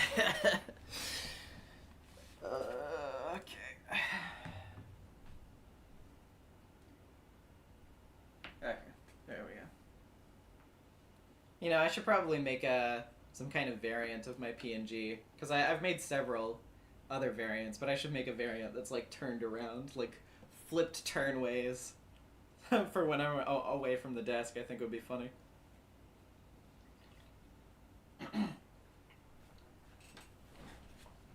Okay. Just gonna put that here. Hold on. Let me not knock my controller over. Okay. I think we should be good.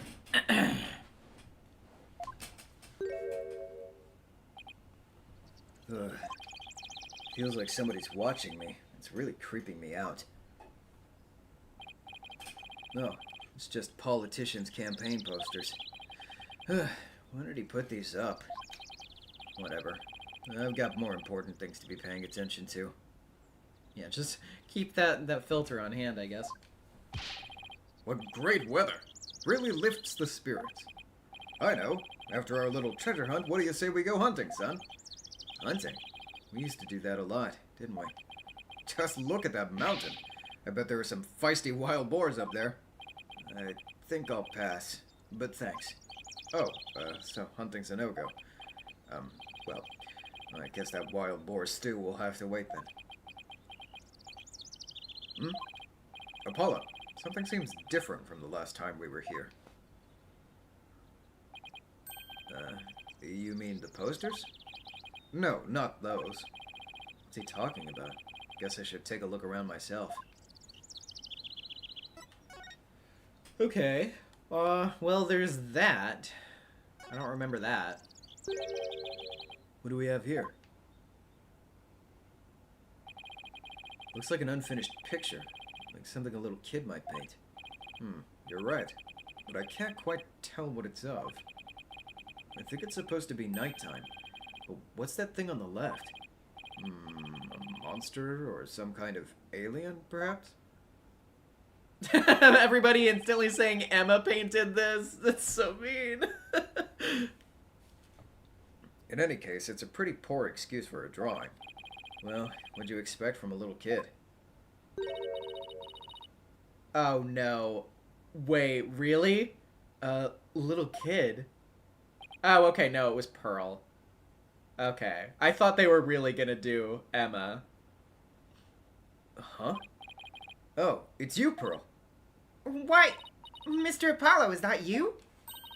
What a pleasant surprise! It's been quite some time. How have you been? Fine, thanks. You're looking good too, Pearl.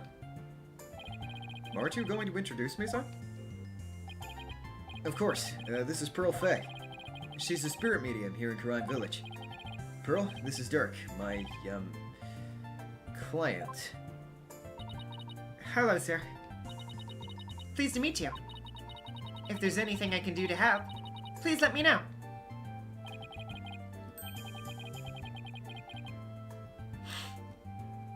What? Yeah, how old is Pearl here? I can't remember. Do we have a profile for Yeah. She's 18. And she looks like they just took her at 6 and taffy stretched her. The worst kind of fucking, you know, progression for a design. I hate when people like do that for their like really little kid characters where they're just like, how do we show that time has passed? I know, I'll take what they looked like when they were a small child and make them taller. It's so stupid. Nice to meet you too. What a polite little girl you are. Actually, I'm a high schooler. Whoops, sorry about that. So, you're a spirit medium? Does that mean you can channel spirits then? Yes, I'm still in training though. But I'm well versed in the art of spirit channeling. Well, no, isn't that something? I mean, back in my country, our little princess hasn't channeled a single spirit yet. Pretty impressive, young lady. Oh, but compared to Mystic Maya, there's so much more I must learn. Mystic Maya? Oh, right, Maya Fay, Mr. Wright's former courtroom assistant. He told me all about her. She's a spirit medium too, if memory serves. Yes, she's an amazing medium, and soon she'll be the next head of the Fae clan too. Mediums and spirit channeling. I've heard all about it from Mr. Wright. He said that mediums will even physically become the person they're channeling. Wonder if even little Pearl would turn into a hulking giant if she had to channel one. Yeah, well, funny that you asked that, Apollo. I hope you don't mind me asking, but what brings you all the way out here, Mr. Apollo? Oh, just a small matter to take care of. Wait, would it happen to be the matter Mr. Edgeworth is looking into? Prosecutor Edgeworth? What's he doing here? Oh, so it's a different matter then. Because I just saw him a moment ago. He appeared to be searching for something. Oh? Mr. Edgeworth is a friend of Mr. Wright, and the district's chief prosecutor. Why would he be here in Karine? Well, no point obsessing over it. Come to think of it, you live here in Karine Village, don't you, Pearl? Yes, I was born and raised here. This is perfect, Apollo. Let's ask the young lady if she knows where the doctor might have gone last night. I was thinking the exact same thing. Maybe I should show her what we found in the doctor's study.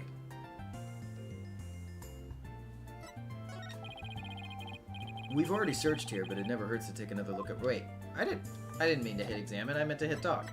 Oh, right, yeah. Duh. What a peaceful place. Nothing beats mountain air. Many of the villagers have left for the city, but I just love it here.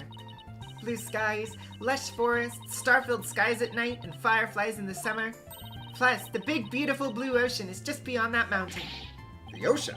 Huh! What do you say we go for a swim, son? Oh, I think I'll pass.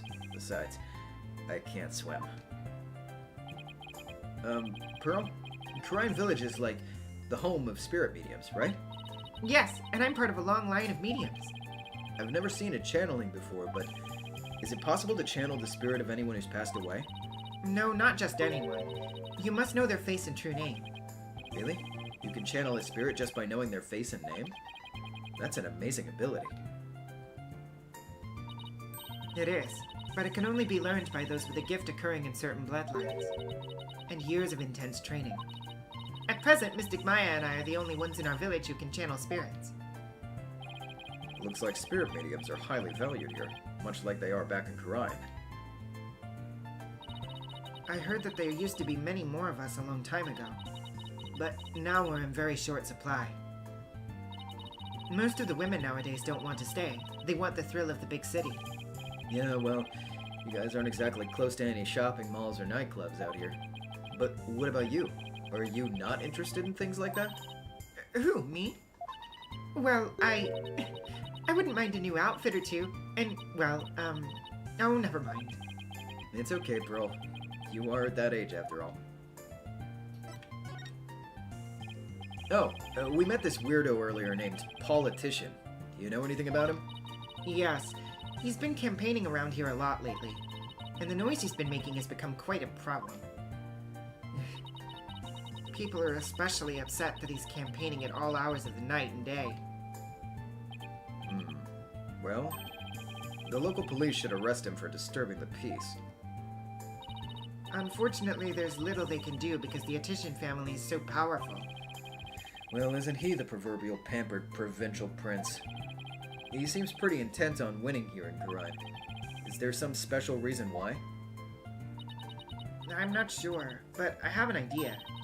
The spirit mediums of Karine once held considerable sway in the political world.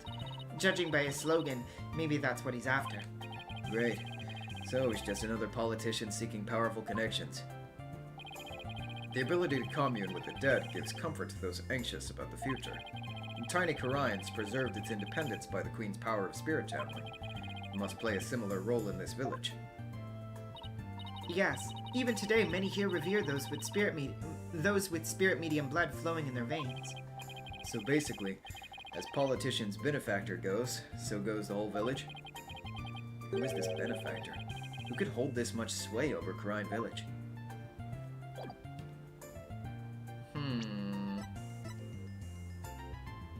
Okay. Yeah, let's ask about this. Pearl, do you have any idea where this moss might grow? That looks like Mitama moss. It grows on Mount Mitama and gives off a soft glow in the dark. Mount Mitama. See that mountain over there? That's Mount Mitama. And how would one get there? You can take a bus from that bus stop over there. May I ask why you're so interested in that moss? Well, Dr. Buff was supposed to give us something. But it seems he hid it somewhere last night. He did? Maybe that's why he, Pearl, do you know something that might help us? Well... Sounds like I'd better find out what she knows. Pearl, do you have any idea where Dr. Buff might have gone last night? Well... about that... All I know is Dr. Buff was somewhere on Mount Mitama. Uh-huh. My bracelet. It's reacting. Which means Pearl's hiding something from me. Yeah.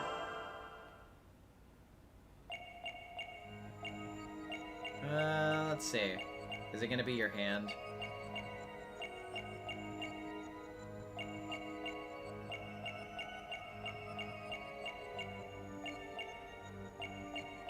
Ah, wait. Also, what's going on with the green there? Is that intentional, or was that some kind of fuck up? Well, anyway. Pearl, you seem anxious around the topic of Mount Mitama.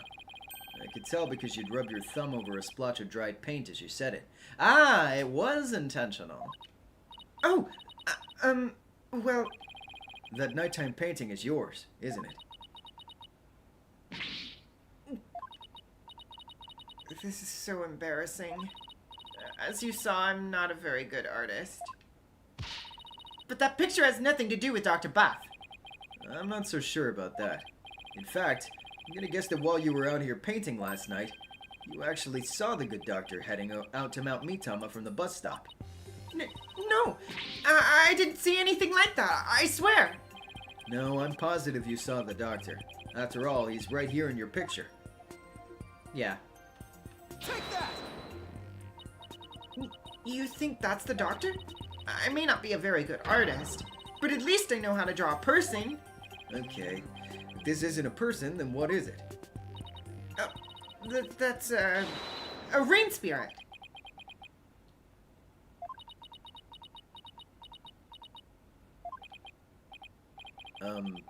And what is a rain spirit doing in a bus stop? Oh, rain spirits have places to go too. This is getting ridiculous. Sorry, Pearl, but you're not a very good liar. That is Dr. Buff, and this piece of evidence proves it. Take that! This is the raincoat we found in the doctor's study. It's still wet and muddy, so we know that someone wore it last night. Now, see how this pattern is the same as the rain spirit in your picture? You didn't see a rain spirit last night. You saw Dr. Buff wearing this raincoat. I'm sorry. I know I'm not supposed to lie, but...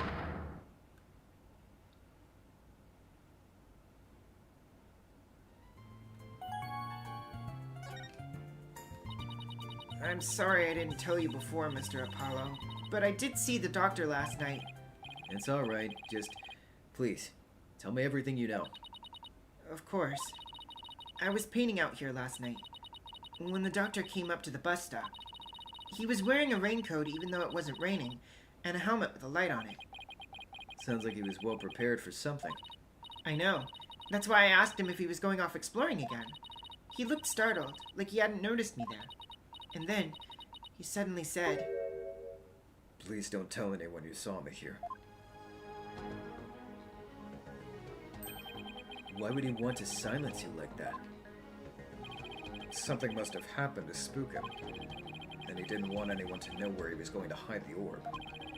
But where could he have been going dressed like that?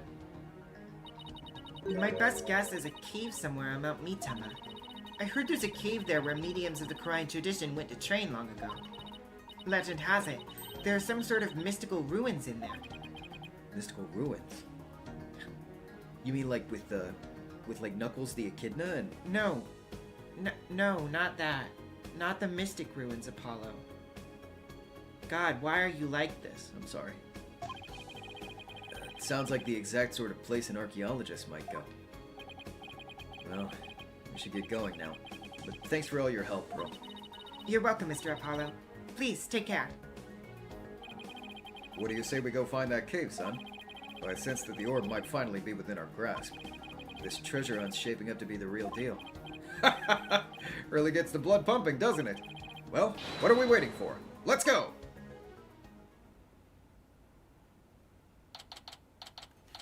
I thought Mystic Ruins were from Shadow the Hedgehog. No, you're thinking of like Glyphic Canyon or something.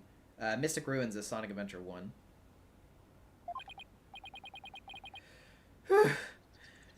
All out of breath. Oh, come on, that was nothing. But you're so much younger than me. I don't normally get this much exercise. Need a break? No, I'm fine. Dirk, look! There's Mitama moths growing in that cave over there. This must be where the doctor was last night. Let's take a look inside.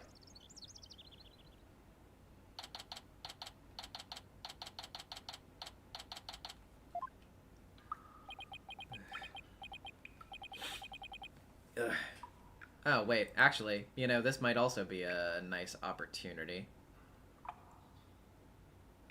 I'm just gonna preventatively turn the volume down on it, though.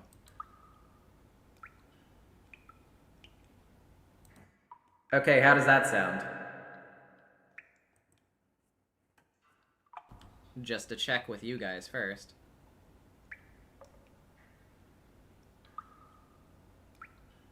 I want to make sure it's not ear splitting.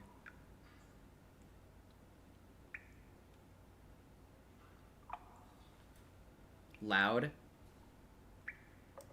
It's good, bit loud. It's all right. Okay. I'll turn it down a little bit. And hopefully that's good. I can't see a thing. Relax. Your eyes will adjust eventually. Now, follow me. I really think we need a flashlight, Dirk. Should have brought one along then, son. Who? Here, use mine. Himst. Thanks. Wait, were you holding out on me? Who are you talking to, Apollo? You? Whoa! Someone just pushed me. Apollo? What the? Apollo!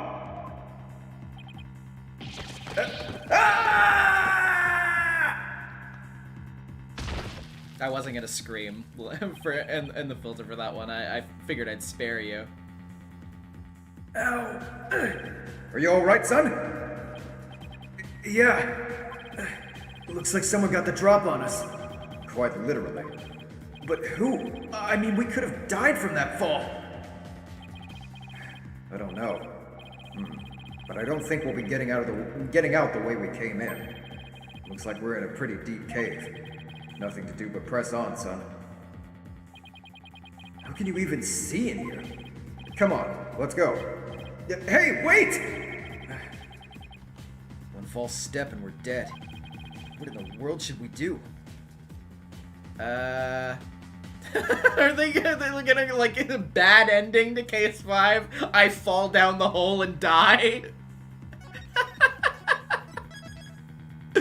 No way. Okay. Well, I'll go forward. I guess we keep going. There must have been some path for Dr. Buff to follow when he came to hide the orb. Right. By the way, it looks like our attacker left us with this useful parting gift.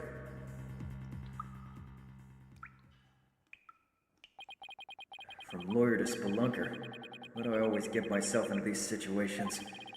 We're never gonna make it out alive, I hope you know. Don't tell me you're scared, son. We're just getting started. The greatest treasures are only ever found at the point of a blade. Or the edge of a cliff.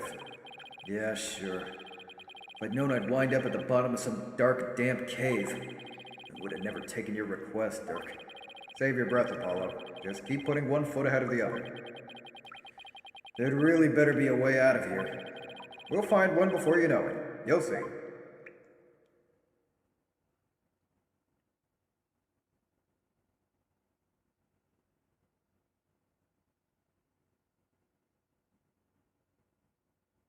Oh my god, I think my socks are wet. Son?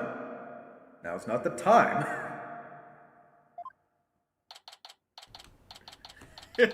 Oh, okay, we're just gonna end the scene like that. Oh, okay.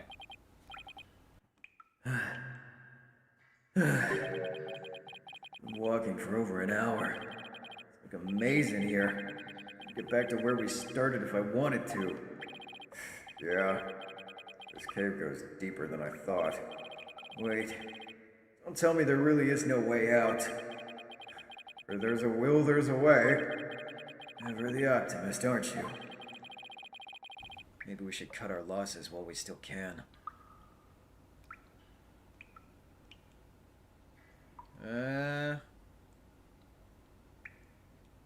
No, let's die in the cave. Why not? The baconing with the two, pretty clean clothes for being pushed down a cave. Yeah, you know, they kept it together. Even if we were to turn back, we wouldn't make it up that wall of solid rock. So I guess we keep going. How did I get stuck wandering around in a dark cave again? It's definitely not in my job description. Listen, son. Only the truly accomplished have the luxury of being so choosy. When I was just starting out, I did everything from street performing to yak milking. And that helped you become an accomplished attorney how? It didn't. But when you need to earn a living, you'll take on any job just to survive. Say, how is your career going, by the way? Well, it's been a harrowing adventure so far, to say the least. My first trial really put me through the ringer. And my next case had me investigating a pair of stolen panties.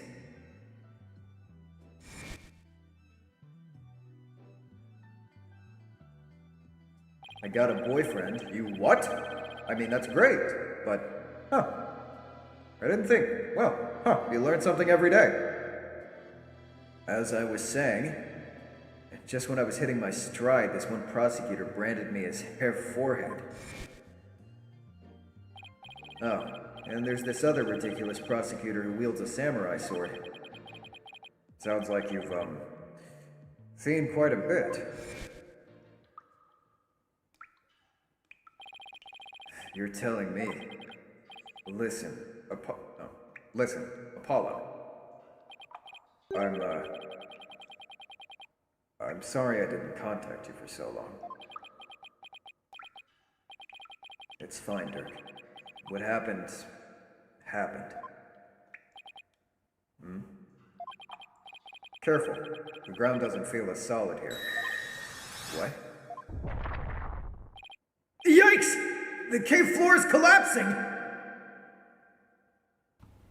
Ammonon with the $5. Apollo didn't even bother mentioning the part where he caught his previous boss as a murderer or the time he got blown up by an international spy.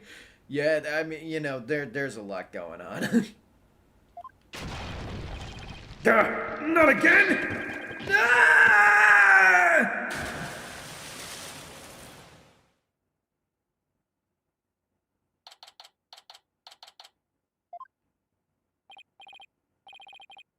Hey, Apollo, can you hear me? Dirk?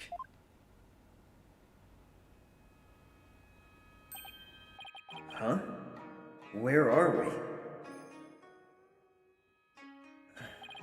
we? Whoa! What is this place?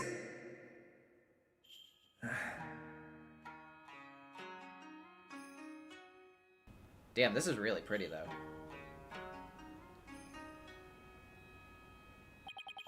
I was shocked too. These ruins look really old. It's not exactly something you'd expect to find in the middle of a cave system, but that's for sure. Maybe the doctor hid the orb around here? I mean, those look like footprints over there. Son, I think our little adventure's about to pay dividends. Time to find that orb. The story of Undertale?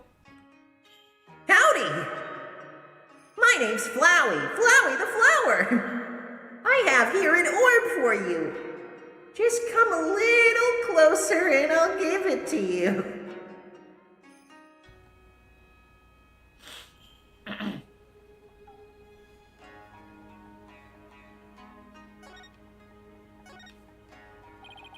I wonder what this place was before it was, well, ruins. I'm guessing it was a place for spirit mediums to perform their rites. But earthquakes and changing landscape eventually buried it.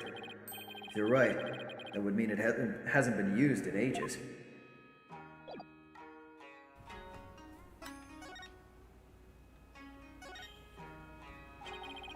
This box looks pretty new. I'm guessing the doctor is the one who brought it down here. It's no good. It's locked tight. There's no way to open it? Doesn't look like it. There isn't even a keyhole. Which means there must be some trick to opening it. We'll have to figure it out if we want to see what's inside.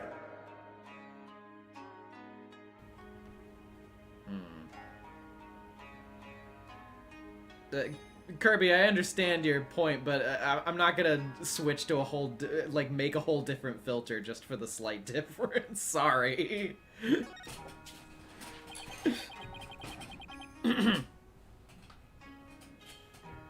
What's a plastic bottle doing here? There's seaweed stuck to it, which means it probably came from the ocean. It's possible this cavern's connected to the sea somehow.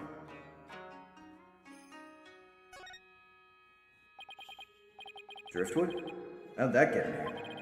By drifting on in, I'd assume. The only question is, from where?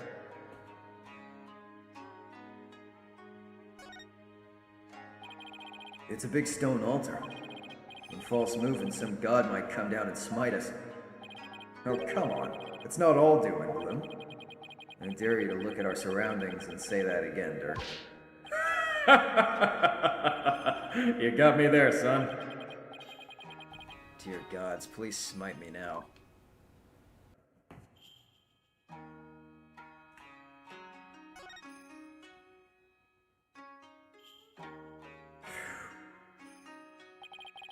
So that's the hole we fell through. Doesn't look like we'll be going back that way. We're lucky we survived the fall from way up there.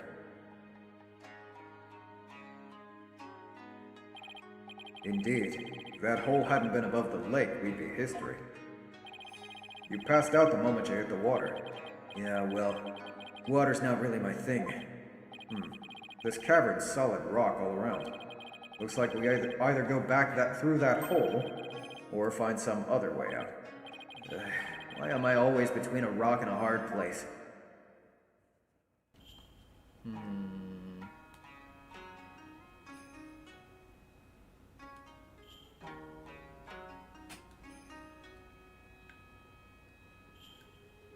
It's like some little thing over here. Yeah.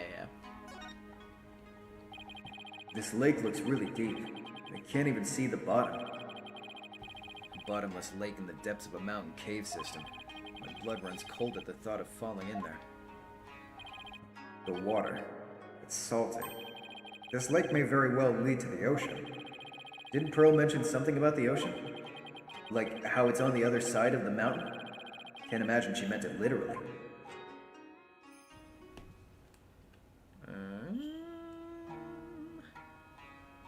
Well...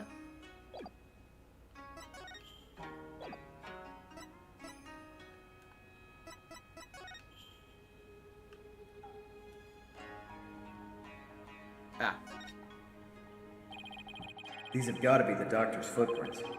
They match the bottoms of the boots we saw in his study. So, we made it all the way down here. Atropos with the $2. Had to step away, so glad nothing bad happened. Oh yeah, I mean, you know, we're just chilling here. In the cave. The water's washed most of them away, but his footprints are everywhere. Really? Because these are the only set I see. He must have been looking for something. Ah, those prints. They're coming out of that lake. Hey, you're right. But that would mean Dr. Buff came walking out of the water. Let's sum up what we know so far. The orb is almost definitely inside this box contraption that we can't open. As for this cave, there doesn't seem to be any way out. We're this close to the orb. Come now, son, don't be like that. It's just a bit of bad luck, that's all. A bit? Murphy called, he wants his law back. What doesn't kill you makes you stronger, right? How can he laugh at a time like this? We're stuck here for now, so we might as well try to open this thing. Okay, let's see what we're dealing with. Okie dokie. Interesting. This thing is covered with pictures. And hey, each section also rotates.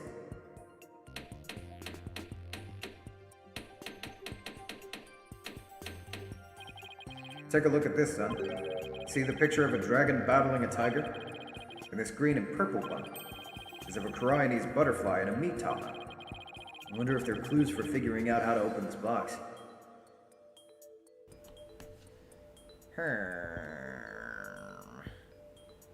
Okay. There's a big button here. Huh. Nothing happened.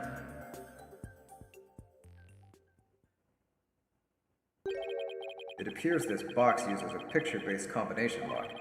We'll have to arrange the pictures on each side in the correct sequence. Let's see. There's the dragon and tiger fight, the Koreanese butterfly with the mitama, and a number of other pictures too. Dirk, I was thinking, maybe we should check the evidence we've collected so far. I think we have something that just might help us open it. You read my mind, son. I think this'll help us open the puzzle box. That's right. A picture of my dad. Okay, let's see.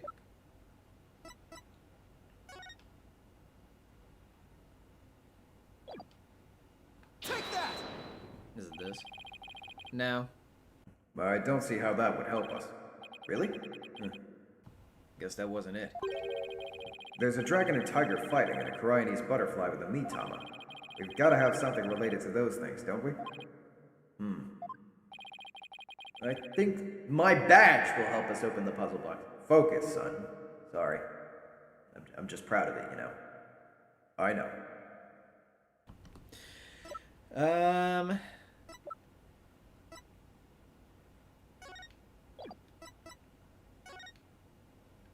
Diagram of the doctor's study.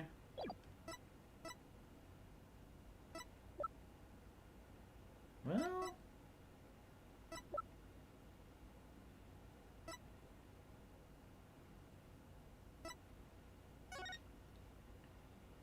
Oh, yeah, okay. Take that! Dr. Buff's research notes mention the Song of Ceremony. Maybe its lyrics and the pictures on the box correspond somehow. I think you're onto something, son. Okay, let's give it a shot.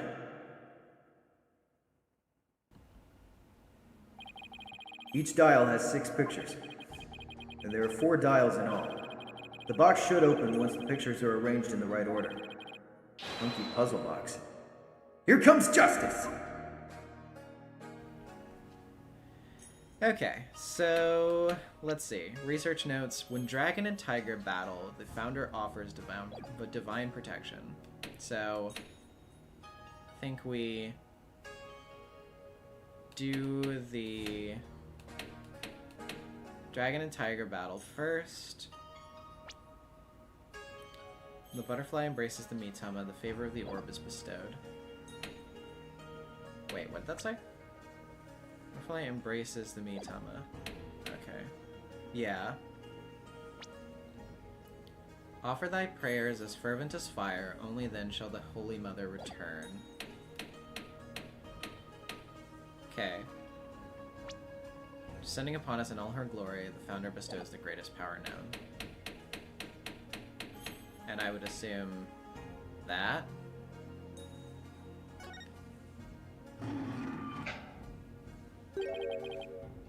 It won't open.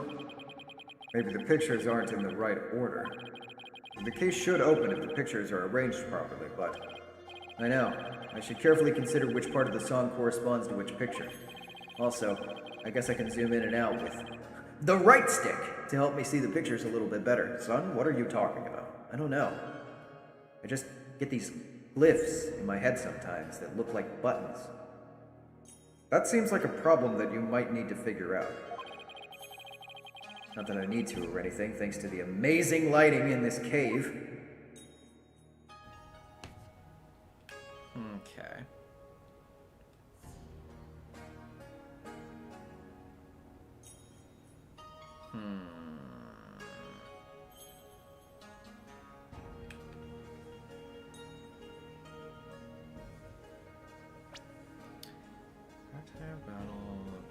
Protection. I mean, that certainly seems like that, so...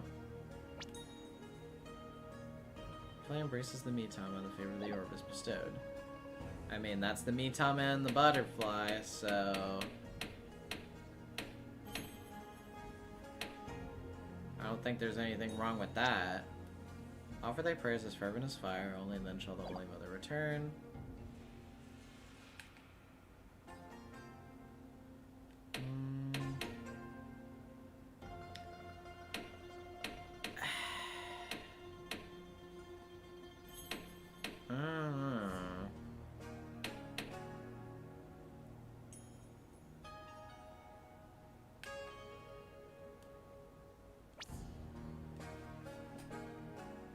Mitama motif from Crime Founding Period.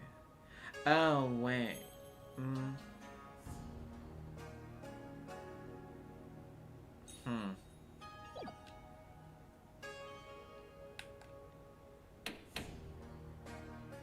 I mean, that's the prayer stance.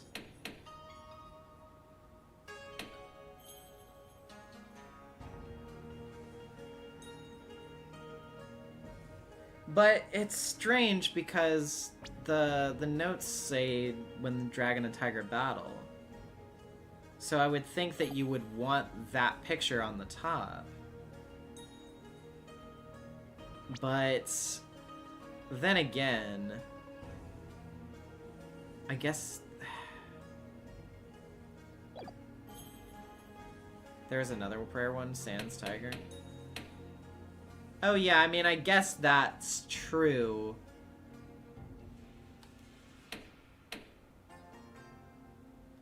Yeah. Yeah. Hold on. Trying to tiger battle off for fun by protection. So, I definitely think that should be there. And then I think that should be there. Offer thy prayers as fervent as fire. Okay. So... let's try that. And then, yeah, and then this. Let's try that. Nope.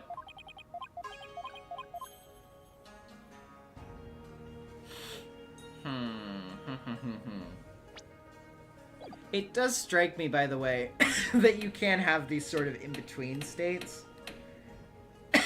I feel like there has to be something there, because if there weren't, then I don't know why they would allow you to do that.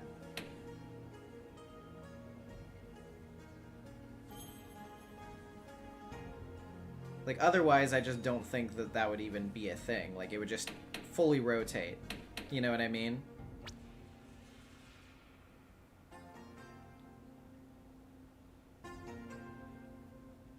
Let's see.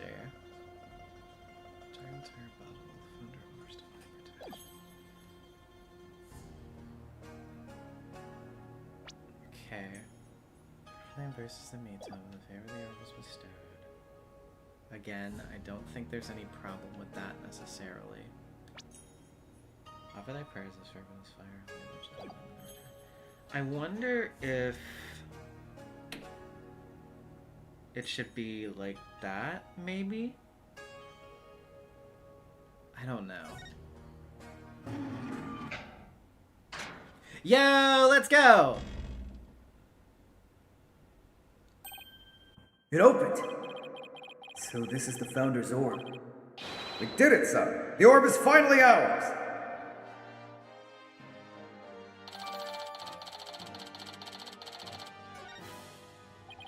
At last, the Founder's Orb is ours. And it's all thanks to you, son. Well done!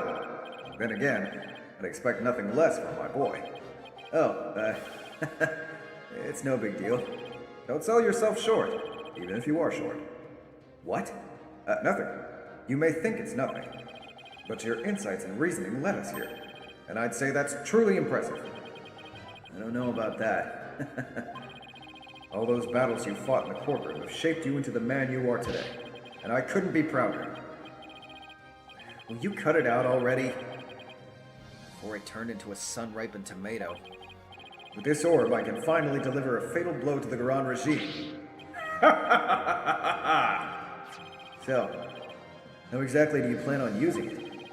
You're not going to try to become a spirit medium, are you? Don't be ridiculous. I don't need supernatural powers like that. So then, are you going to use it as a bargaining chip with Queen Garant?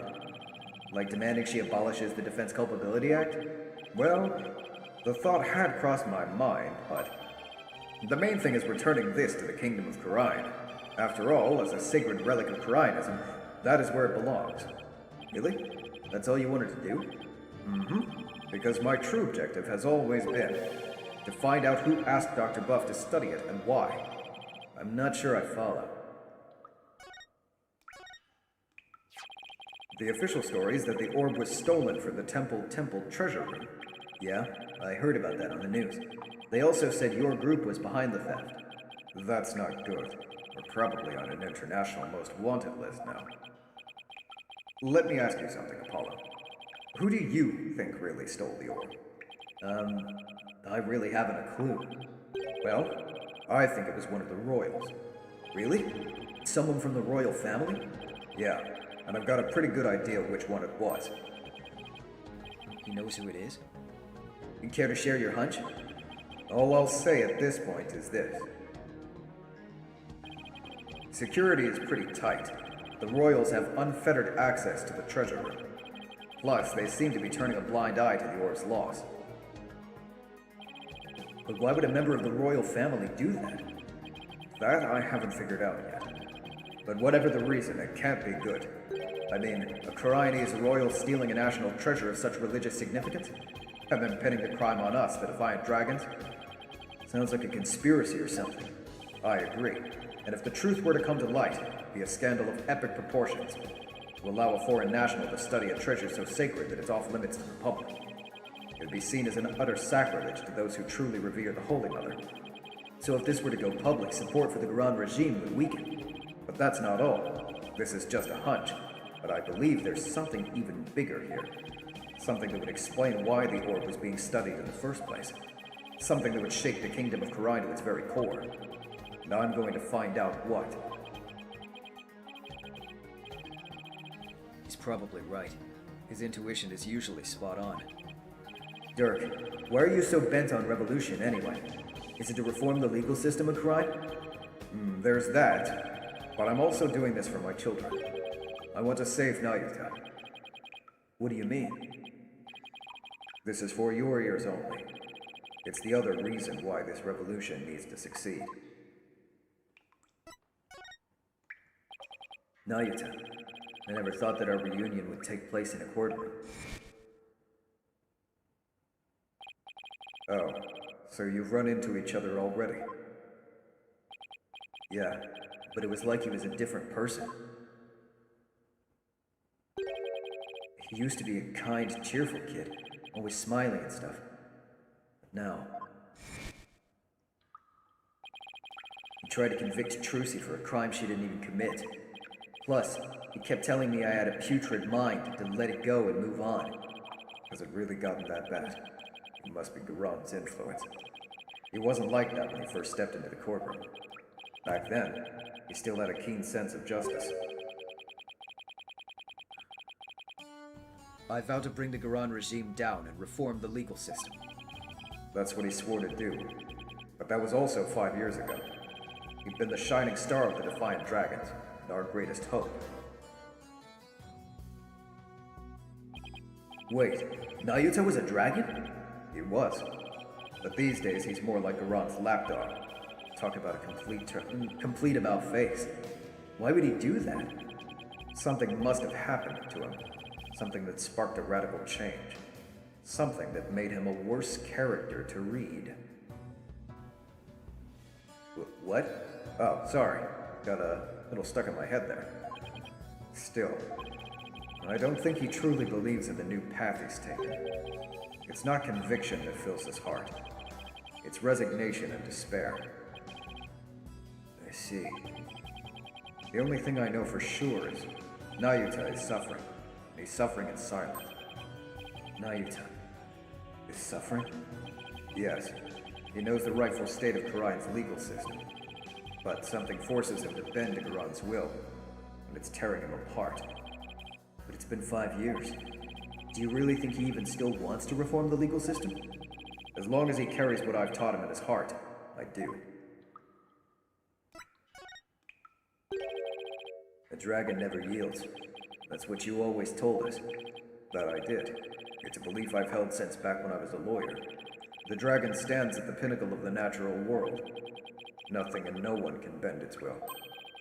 That's why we lawyers must pursue the truth like an unyielding dragon, right? You must fight for truth to the bitter end, no matter what it takes. Dirk and Mr. Wright, they have that much in common. That's why I've held on to this badge, even though there's no more lawyers in Khura'in. I believe that one day, our legal system will return to its former glory, and this badge here is a testament to that belief.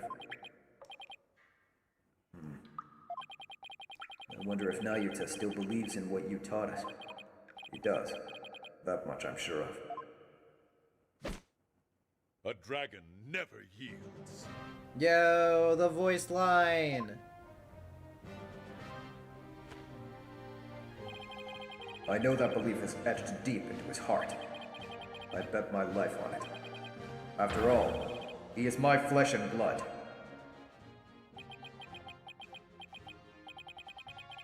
This unshakable faith and confidence. It's what draws people to him, whether they like it or not. Even people like me. Uh, you know, I remember back when we were kids. Nayute used to say with great pride, I have the blood of the dragon within me. Yes, and that's why I want to free him. Free him from the poisonous clutches of the Grand Regime. So that's your other reason for starting a revolution? Yes, I need to smack some sense into that boy of mine. I mean, what else are fathers for? I wouldn't know. Now that we have the orb, on to the next problem. Getting out of here. Well, we're not going back the way we came, that's for sure.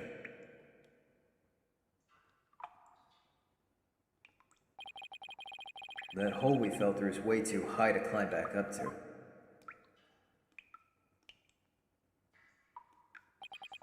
Actually, I have an idea. That lake water tastes salty, which means it must connect to the ocean. Wait a second. You're not suggesting we swim our way out of here? That's exactly what I'm suggesting. But we have no idea how deep that lake goes. It's pitch black down there. Not a problem. How is that not a problem?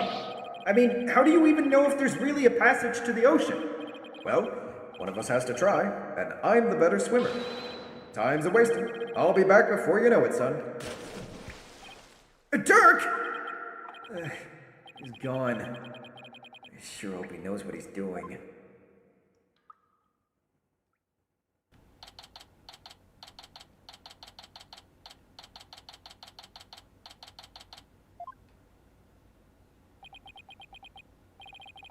It's been 20 minutes. Hope he's okay. What's going on?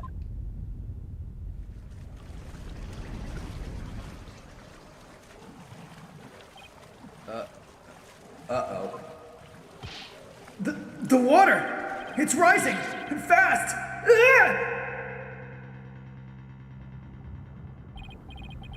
Need air.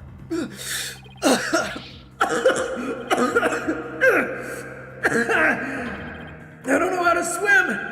If I don't grab onto something that floats!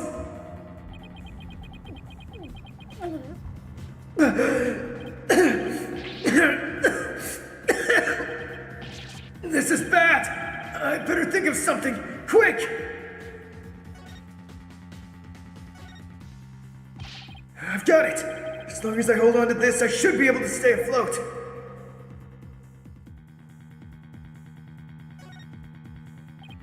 Hey, maybe I could use this like an oxygen tank. Wait, what am I thinking? I need to stay calm and be more rational about this.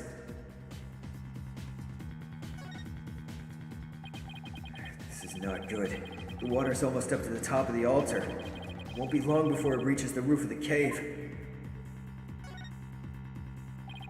The puzzle box is still at the base of the altar. Must have been designed to stay put, even at high tide. Wait, that's it! Dr. Buff must have gotten in here from some ocean side entrance at low tide. That's why his footprints were leading out of the lake. So it really does connect to the ocean. Not that that helps. I drowned before I made it out.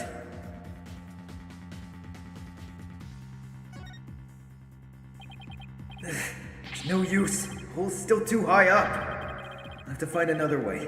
And quick, before I drown. The water won't stop rising. I'm getting swept away! Please stop!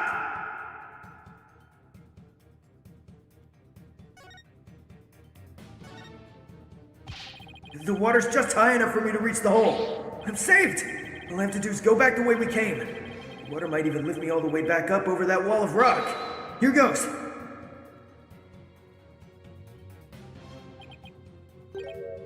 Huh? The hole! It's full of rubble! The tunnel collapsing above must have filled it in after we fell through it. This can't be happening!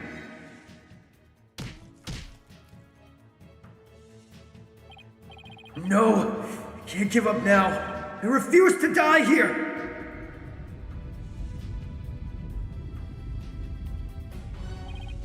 The water! I can't...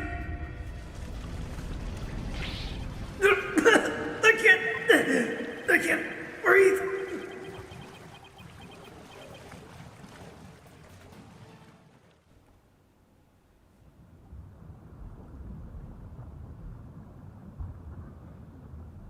Is this the end?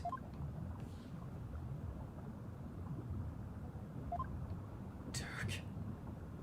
I wonder if he made it out.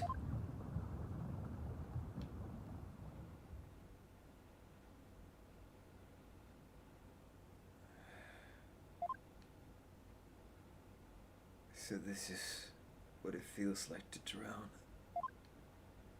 I would have eaten that sushi if I'd known it'd be my last meal. I feel like I've been through this before. Now I remember.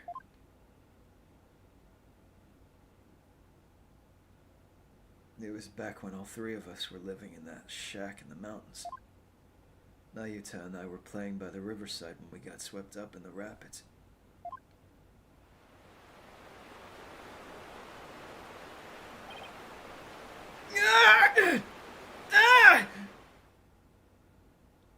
I thought we were goners, but then... Nayuta! Apollo! Hold on! I'm coming!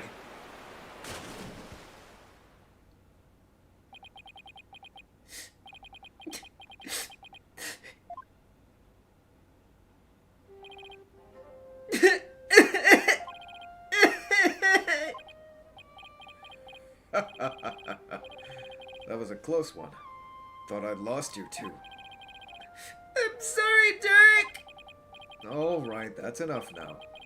Didn't I teach you that boys don't cry? Dirk. Shame. Reinforcing those fucking gender roles.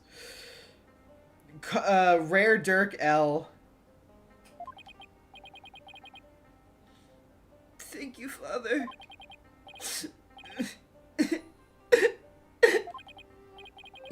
You could have been killed, but you risked your life to save us. Why? What a silly question. What father wouldn't risk his life to save his own children?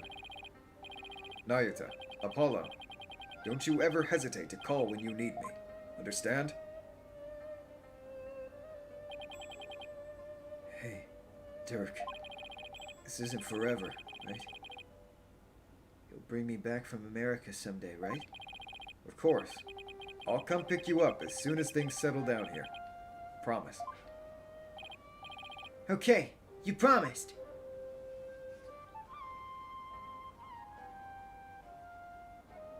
Dirk, I waited and waited for the day you'd come and take me home.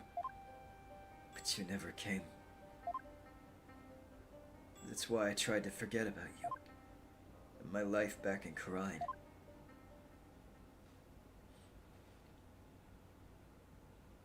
Dirk.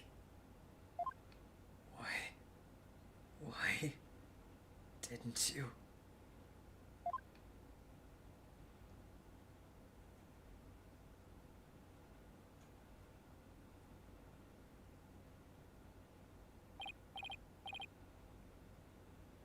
Apollo.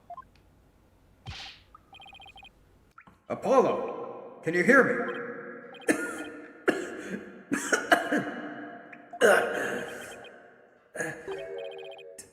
Dirk? Still can't swim, eh? You came back. But why? I said I'd come for you, didn't I? Yeah. But you can't hold me and swim. We're both going to... Stop talking. You don't bite your tongue. What? Whoa, whoa, whoa! We're being pulled under. What's going on? Why is this happening?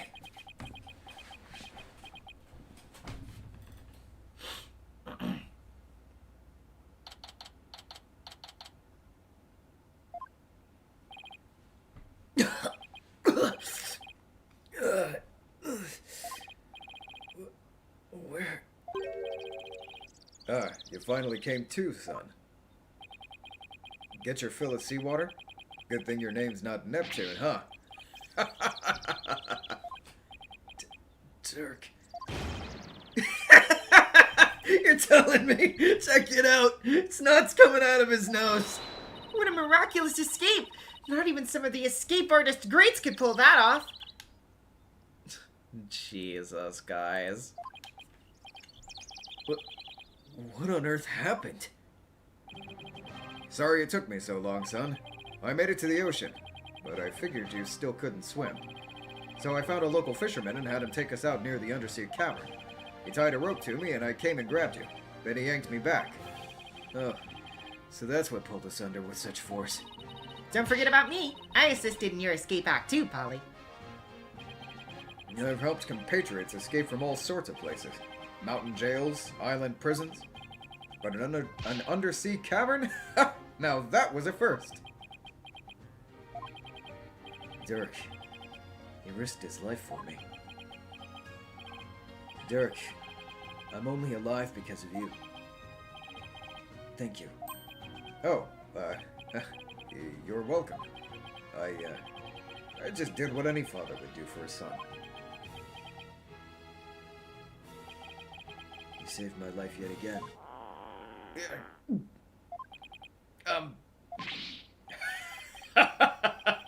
I guess seawater doesn't make much of a meal.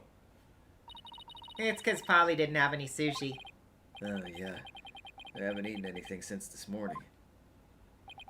Oh, that's right. Hey, AJ. Dirk had me buy this for you. Thought you might be hungry. Ready to have some this time around? Yeah. Thanks. Oh, wow. This is delicious. Glad you approve. I'd better get some before you eat them all. Just like old times. Dirk used to slice up the fish he caught and we'd all eat fresh sashimi together. He used to talk about all the vitamins and minerals packed in the raw fish.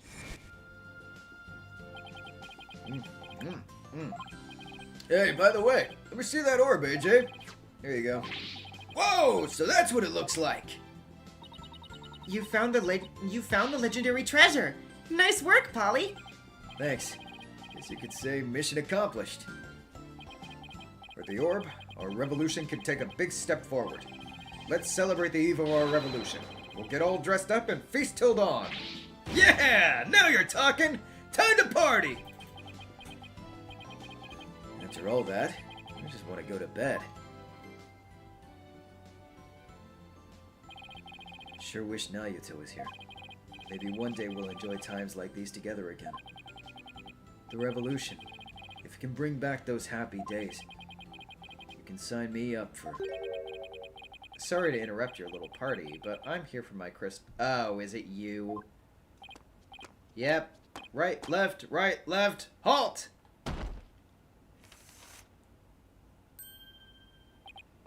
Ah, it's him again. Well done. Then again, I always knew you could do it. After all, we politicians must be excellent judges of character.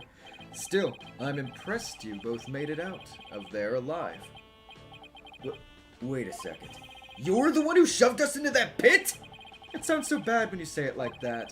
All I did was give you a little nudge in the right direction. Okay, yeah, this guy, already fucking sucked, but, he fucking sucks so much. Oh my god. So, it was you.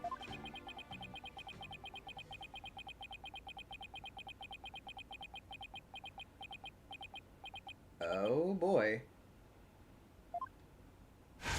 Oh my god. You no good son of a... Don't look at me like that.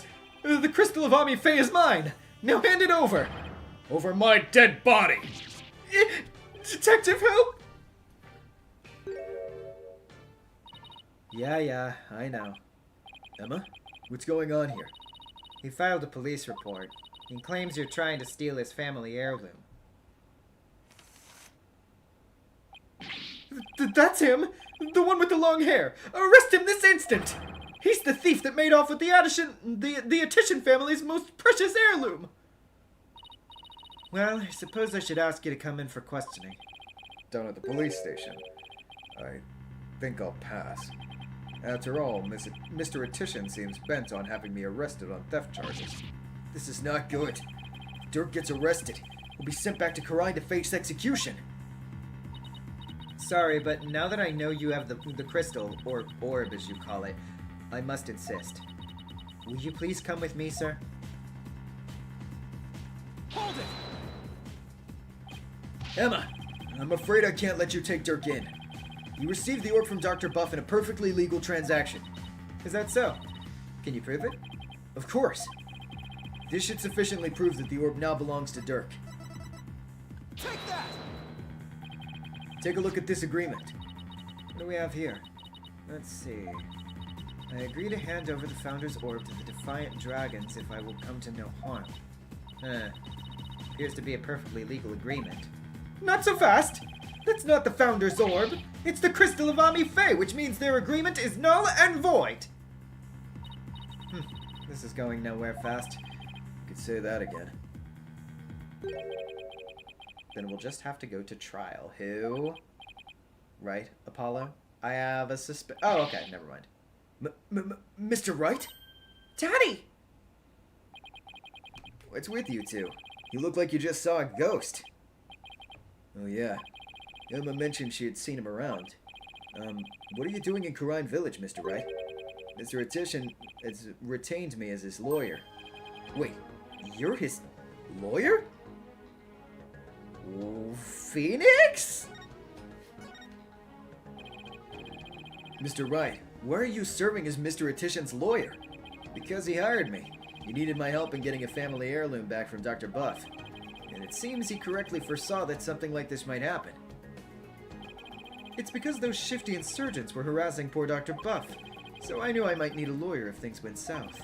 I figured with a celebrated lawyer like Phoenix Wright, I couldn't go wrong. Is this what you came back from Karine for, Mr. Wright? It was just good timing. My work over there just happened to wrap up, so here I am. Plus, Mr. Attition is a very important client. They know each other? But I've never heard Mr. Wright mention his name before. Mr. Wright, are you sure that this is Mr. Attition's family heirloom? That's my client's assertion. He says it's the crystal of NezumiVA. Apparently, it's the crystal she once used when channeling spirits. Who is NezumiVA? She brought Kariane's channeling to Japan, and her descendants brought it here. Which is a different place than Japan, definitely. Right. Her true origins are still rather murky. But what's clear is she's the founder of the Karine channeling technique. Oh, so she's like the one they call the founder in Karine, the Holy Mother. Apollo, I don't plan to betray my client's confidence. I may not know all the facts yet, but I do know we won't be handing the crystal over to you. What? Are you saying... I'm really sorry it's come to this, but... Mr. Wright? I don't understand. Let me spell it out then.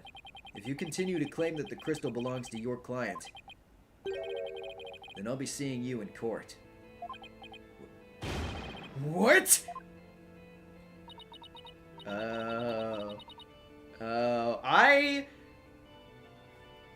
I don't know how this is gonna go yet, but this has a really interesting setup right now.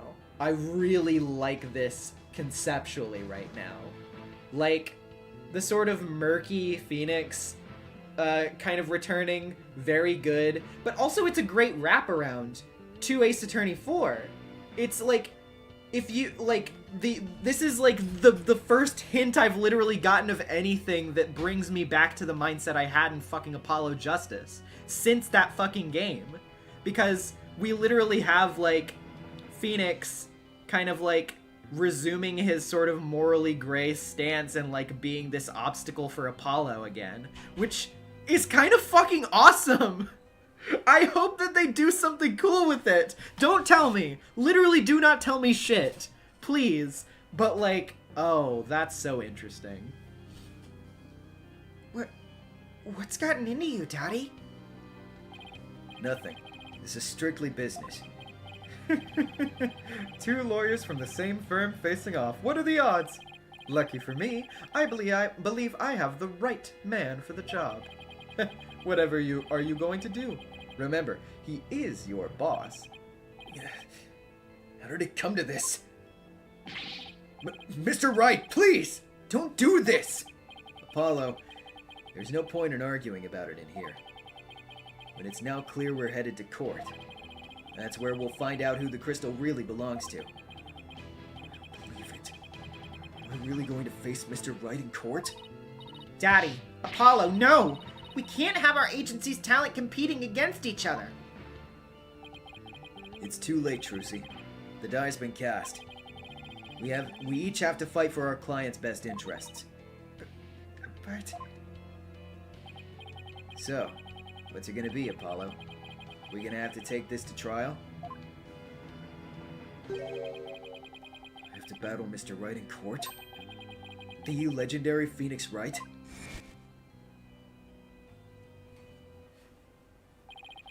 No matter how many trials of his I've watched,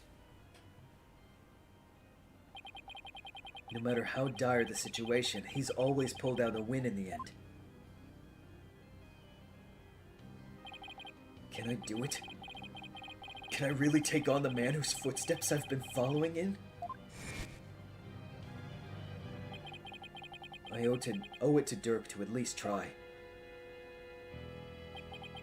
What should I do? Nah, bring it, old man. There's no turning back now.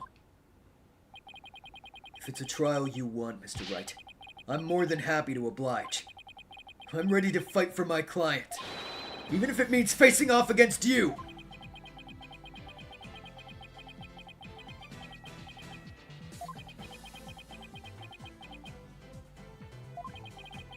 Alright. I won't be pulling any punches either, Apollo. The kid gloves are officially off. May the best attorney win. You got it! Whoa, whoa, whoa! First Daddy, now you! Polly, you're not seriously... Sorry, Trucy, but I have to do this.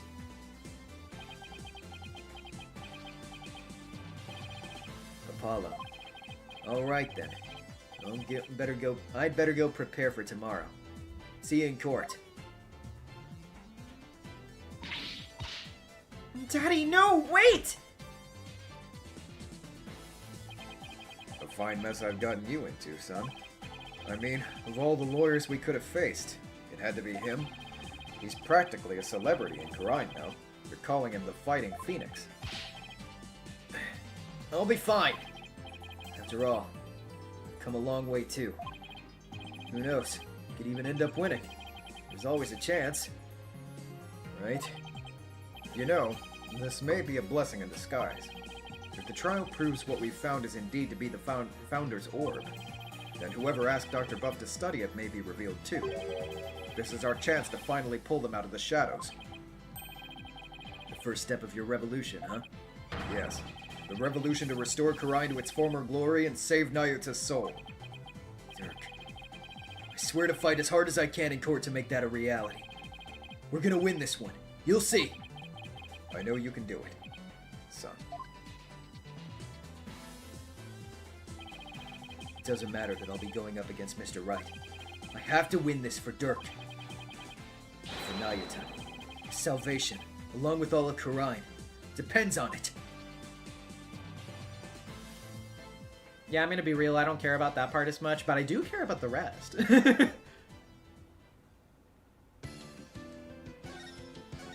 Wow. Okay. Very interesting. Huh. Well. I think we'll probably do... I don't know that we'll do an entire other section, but I do think we're probably going to do at least a little bit more, because we're only at 250 right now. But that being said, I am going to take a brief break because my stomach is very please eat something immediately right now, so I guess I should probably listen to it. Grand, thank you for becoming a channel member, or, well, I guess renewing your channel membership, and Connie for also renewing your channel membership. Oh, and Borklaser 9000 with the channel renewal as well. Thank you. And Neon Roses as well. Thank you all so much. I appreciate it. But yes, I will be back after I quickly grab a little snack and get settled back in. So take 5, everybody. Go to the bathroom. Do whatever you got to do. We will reconvene here in a few minutes.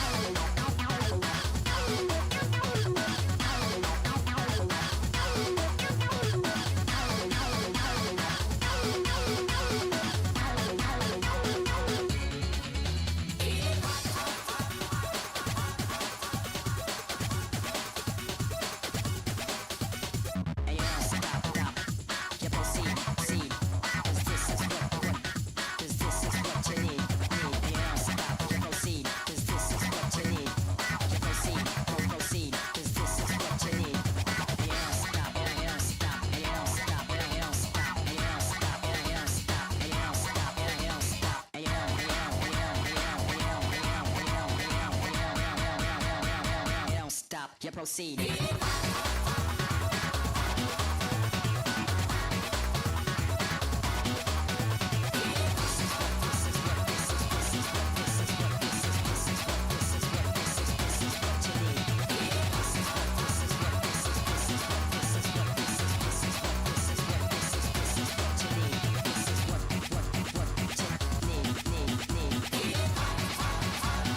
This is what you need, what you need.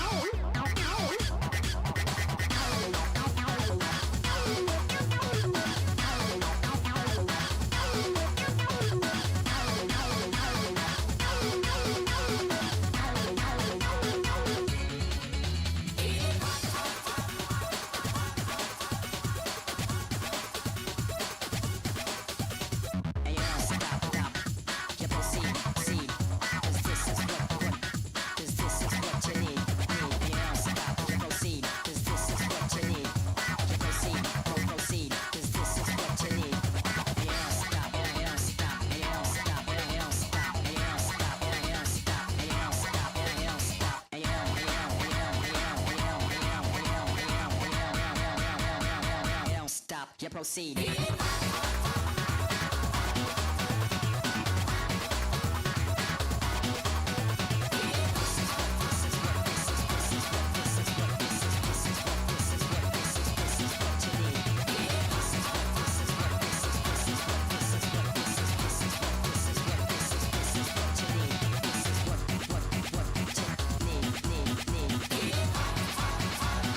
This is what you need, what you need.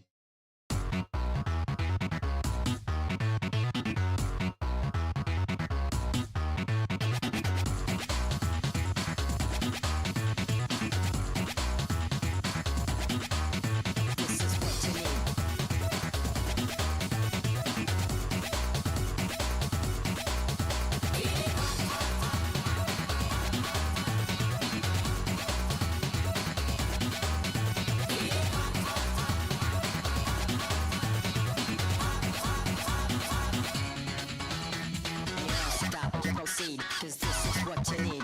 And you don't stop, you proceed, cause this is what you need. And you don't stop, you proceed, cause this is what you need. You proceed, proceed, cause this is what you need.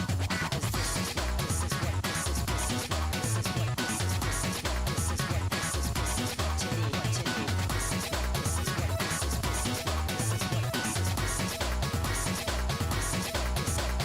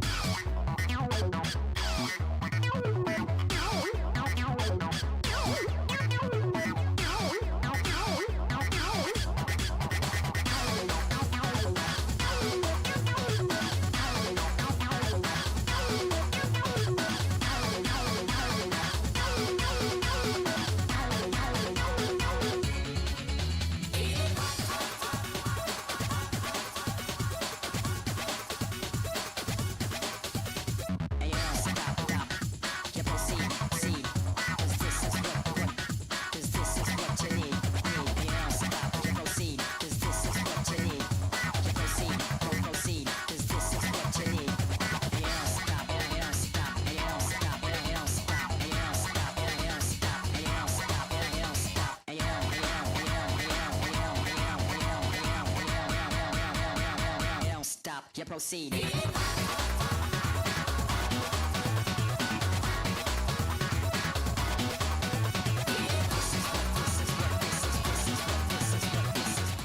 Alright, I return. Thank you, Bork Laser, for the gift subs. I appreciate it.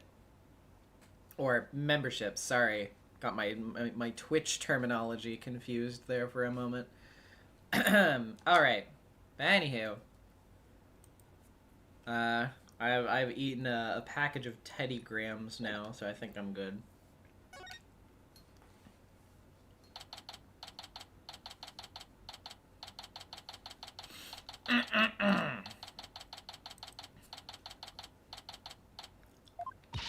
See ya, Boba. Just so you know, I'm not going to take sides. Message received. Loud and clear. Good, because I don't like this one bit. You and Daddy should be on the same team. Sorry, Trucy. Wow, she is really mad. I'm sorry too, little lady. This is all my fault. I'm just worried things will never be the same between Daddy and Apollo. If they go through with this. Is that all?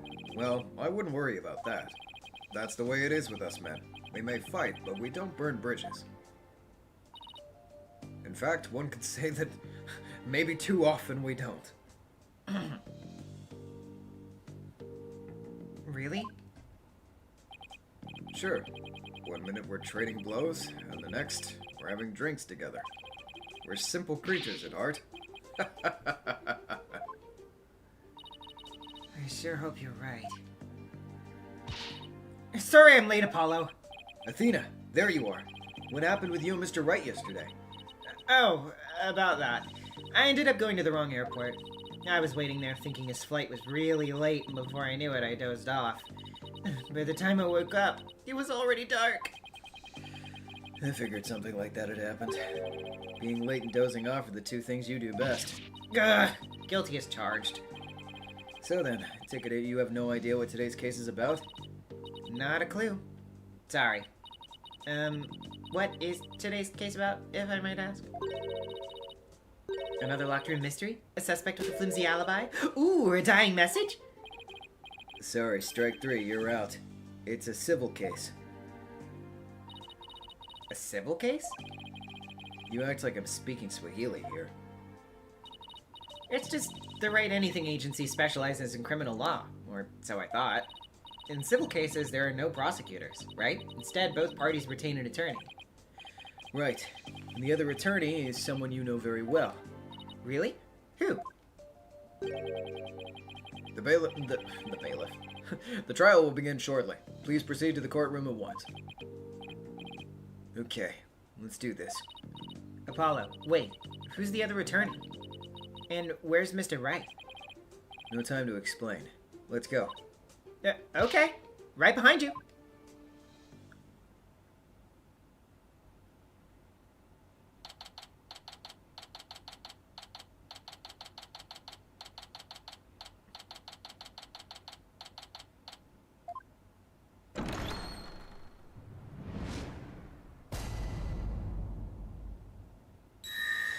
Kirby Superstar with the $5. I miss Betty DeFam. That has nothing to do with what's going on. I just like the funny magic bat.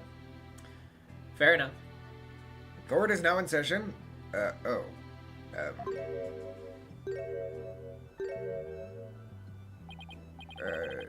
Is this some sort of practice session?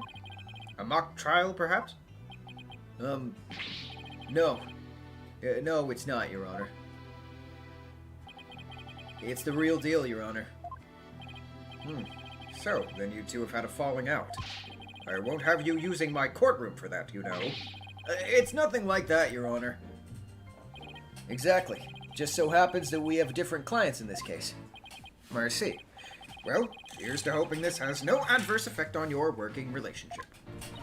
You can say that again. I had no idea we'd be going up against the boss today. You sure this is a good idea, Apollo? What? You want to switch sides? Honestly, I'd rather be anywhere but here right now.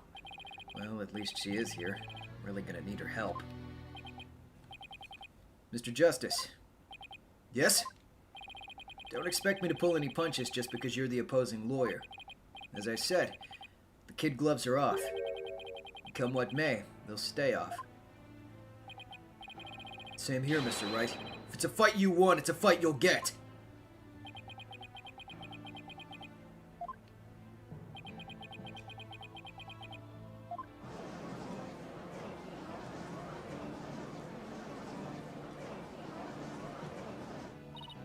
Yeesh, you guys really are chomping at the bit, aren't you?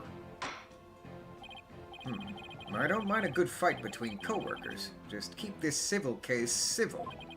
Now then, if the plaintiff would take the stand, we may begin.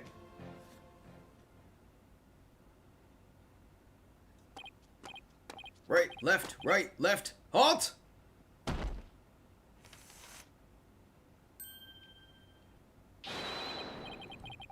Oh boy. Looks like I had it selected with suspicion for the right reasons. Okay, let's see. Noble Judge, members of the gallery, good day to you. I am Politician. This is but the start of my epic campaign, and you all have the honor of witnessing it. I believe the youth of this country are our very future. Too long have they been looked down on and given the cold shoulder. Ask not what you can do for your country. Ask what you can do for me. Mr. Etition, what is that crazy contraption you're riding in? It's my custom-made election-winning campaign mobile. Beautiful, isn't it? Ugly as hell. Stand down. You're at a witness stand, not a campaign podium. So come out there and come out of there this instant.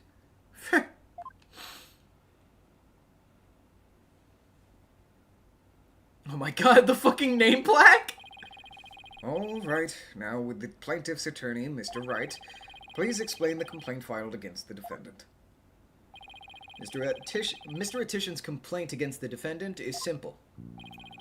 The defendant, one Dirk Sadmati, stole my client's family heirloom, the crystal of Ami Fe. Mr. Attition merely seeks its return. This wouldn't have happened if that archaeologist hadn't kicked the bucket. I see. Well, Mr. Justice, let's have your opening statement, if you would. The defense asserts the item in question is the Founder's Orb, a sacred relic from Khura'in. Go on. It seems someone asked an archaeologist, Dr. Archie Buff, to study the orb.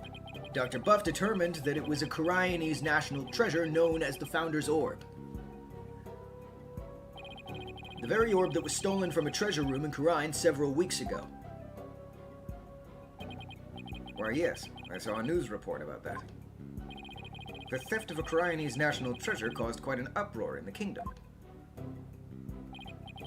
Well, we believe that it was not, in fact, a theft in the traditional sense, but rather that it was spirited out of Khura'in by someone for Dr. Buff to study.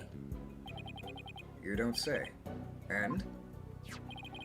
Around that time, an acquaintance of the defendant learned of Dr. Buff. He made contact with the doctor, who agreed to hand over the orb. Apparently, the doctor wanted nothing to do with it once he'd learned it had been stolen. It seems you even have a transfer agreement between both parties. Mr. Sadmati also agreed to return the Founder's Orb to the Kingdom of Khura'in, once the doctor verified it was the real thing. I see. So this dispute centers on whether the item in question is the Founder's Orb or the Crystal of Ami Fe.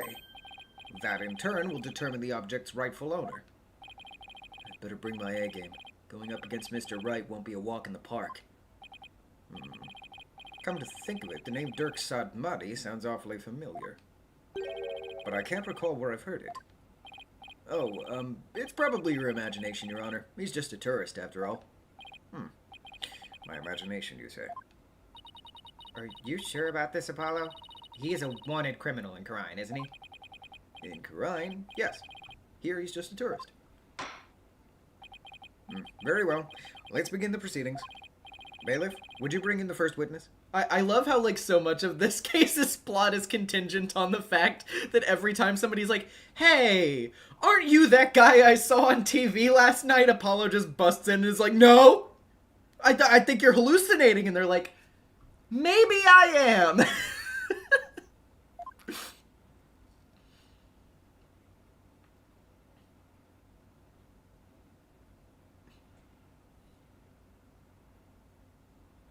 Hi, Emma. Emma? Show some manners. We're in court. I know, it's just... This is a civil trial, so I was surprised to see a detective take the stand. Also, I didn't know that Quentin Tarantino was in the room directing the camera. I had her do some digging on Dr. Buff. What for? You disappoint me, Apollo. First, you know, I'm not just a detective, I'm a forensic scientist. Do try to remember that. Second, you owe Mr. Wright an apology. After all he's done for you, you have some nerve. First, I'm sorry. And second, I'm really just trying to do my job. You'll never get anywhere with that attitude. Take some advice from someone who's been there. Why do I feel like I'm on trial here? Detective Sky, your testimony, if you please.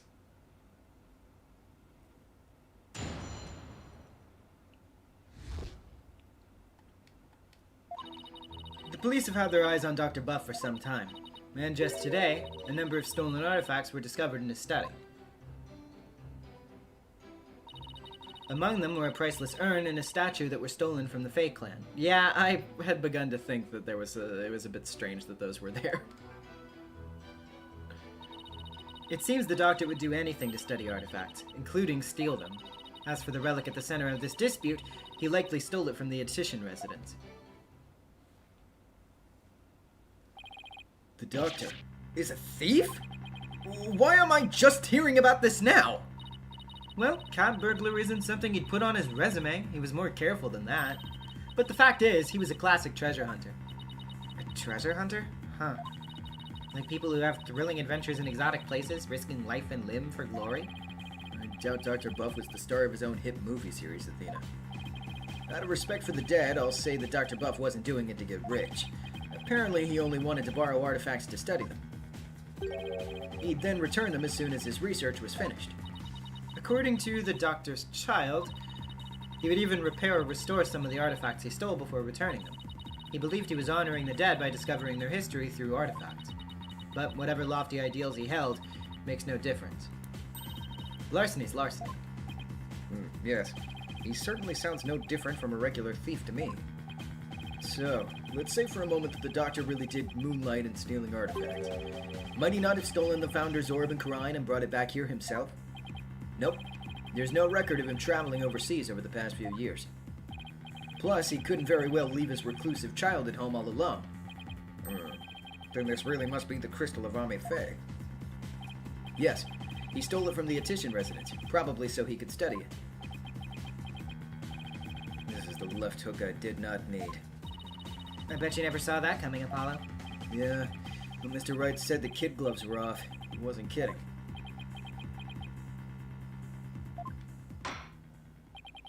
Mr. Justice, you may proceed with your cross-examination. It's so interesting to be on the other side of Phoenix here.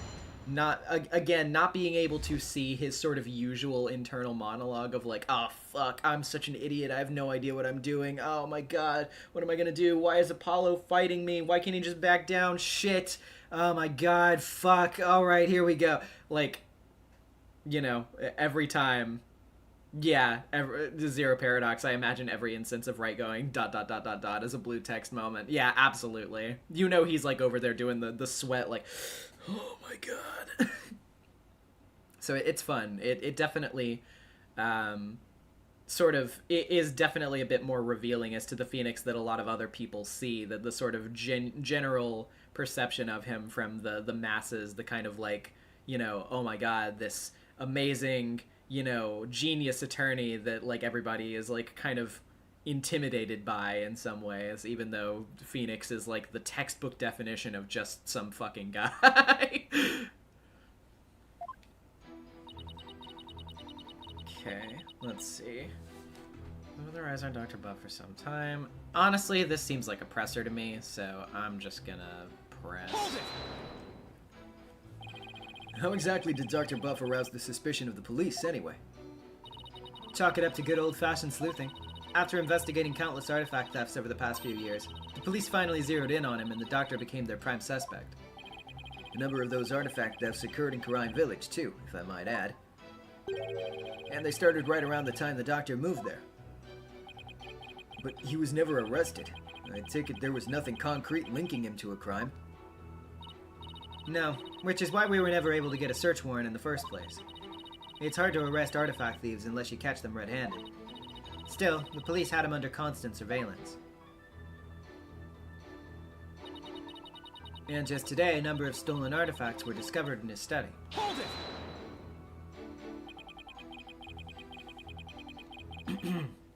You sure these allegedly stolen artifacts are the real deal? They're not fakes, that's for sure. Take the urn, for example. Apparently, it's an extremely intricate work of art. Its design, cracks, and other features would be impossible to replicate perfectly. Actually, I've had a few run-ins with that urn myself, so I was shocked to see it there in the Doctor's study.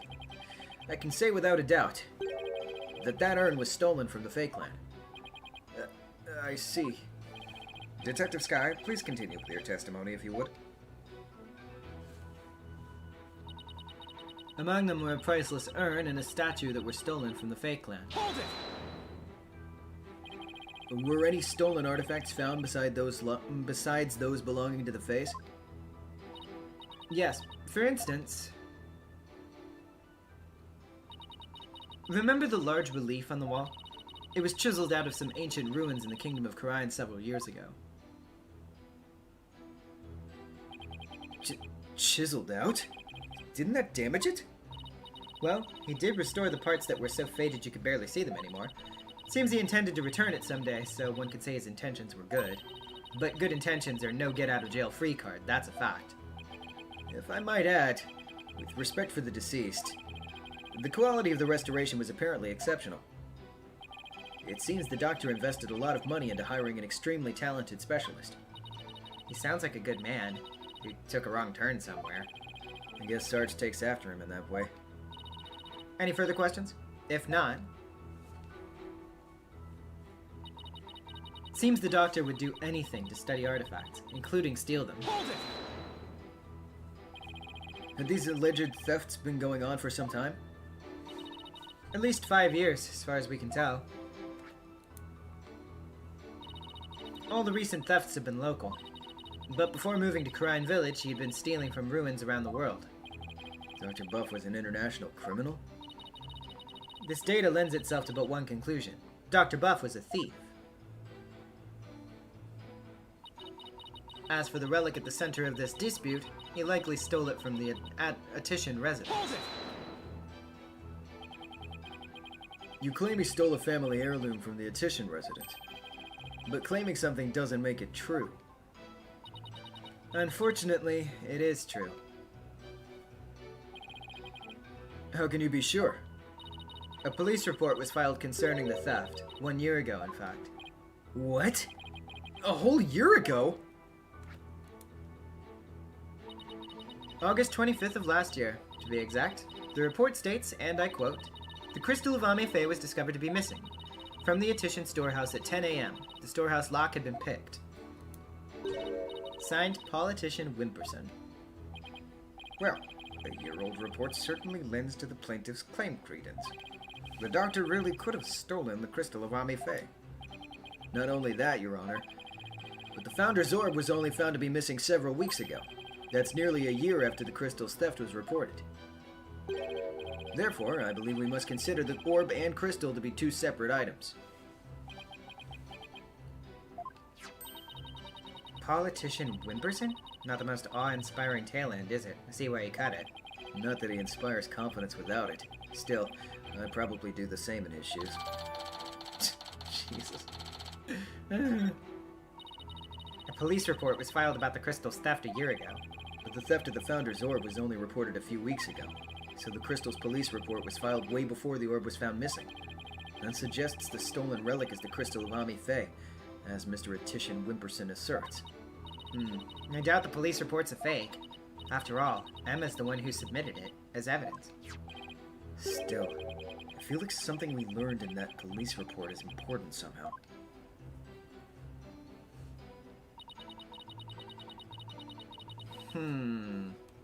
Yeah, let's look at that again real quick. Discovered to be missing from the Attition storehouse at 10 a.m. The storehouse lock had been picked.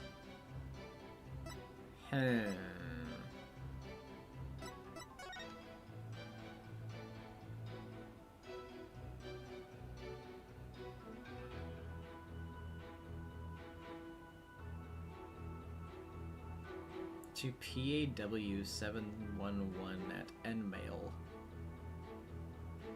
Wonder who that is.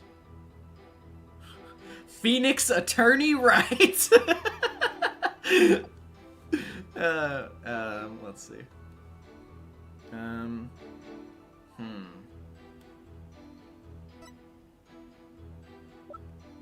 Design, drone, research notes, diagram of the Doctor's study.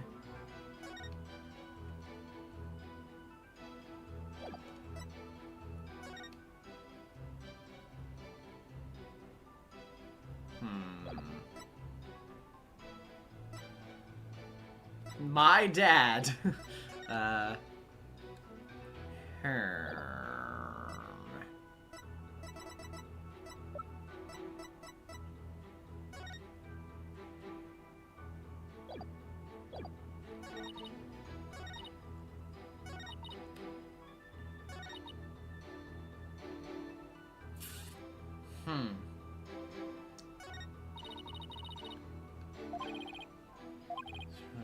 Weeks ago. Like something we learned in that police report is important somehow.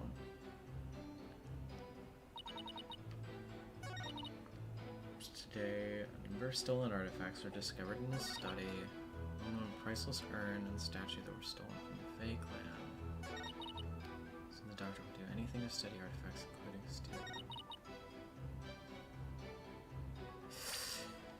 I don't know. Discovered to be missing from the Attition storehouse at 10 a.m.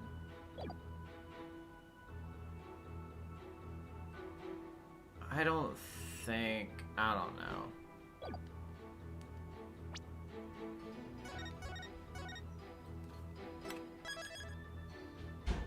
Yeah, I don't know.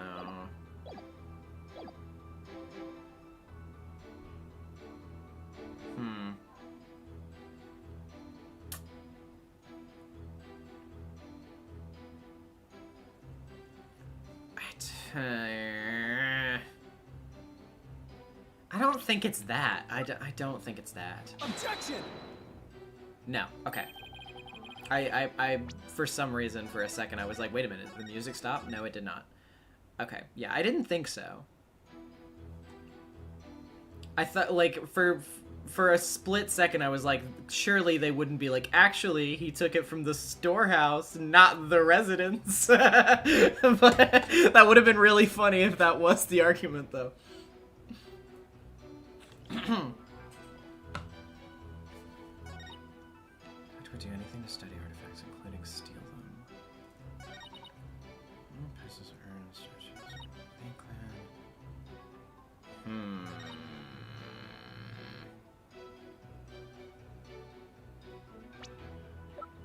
Let's look at the wording of that one more time.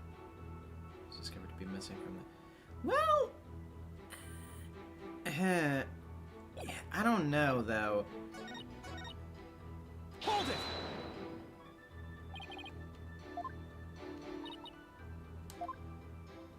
Oh, wait. Did we not press this before? Remember the... Wait. Yeah, okay, no, we did this.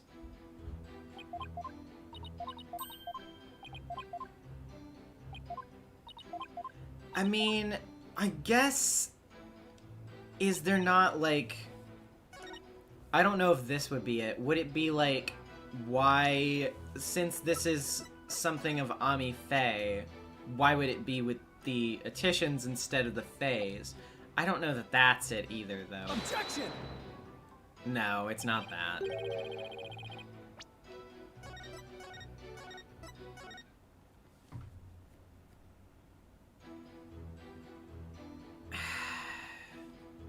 Huh.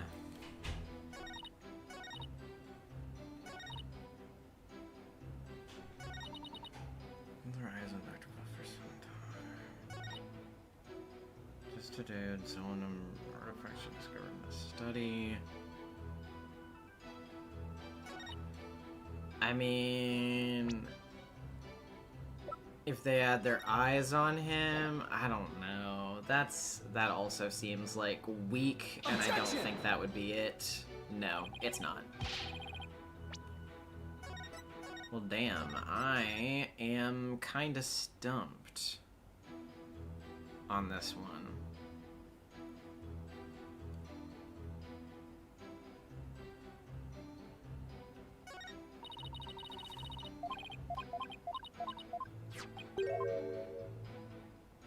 Yeah, we've pressed everything.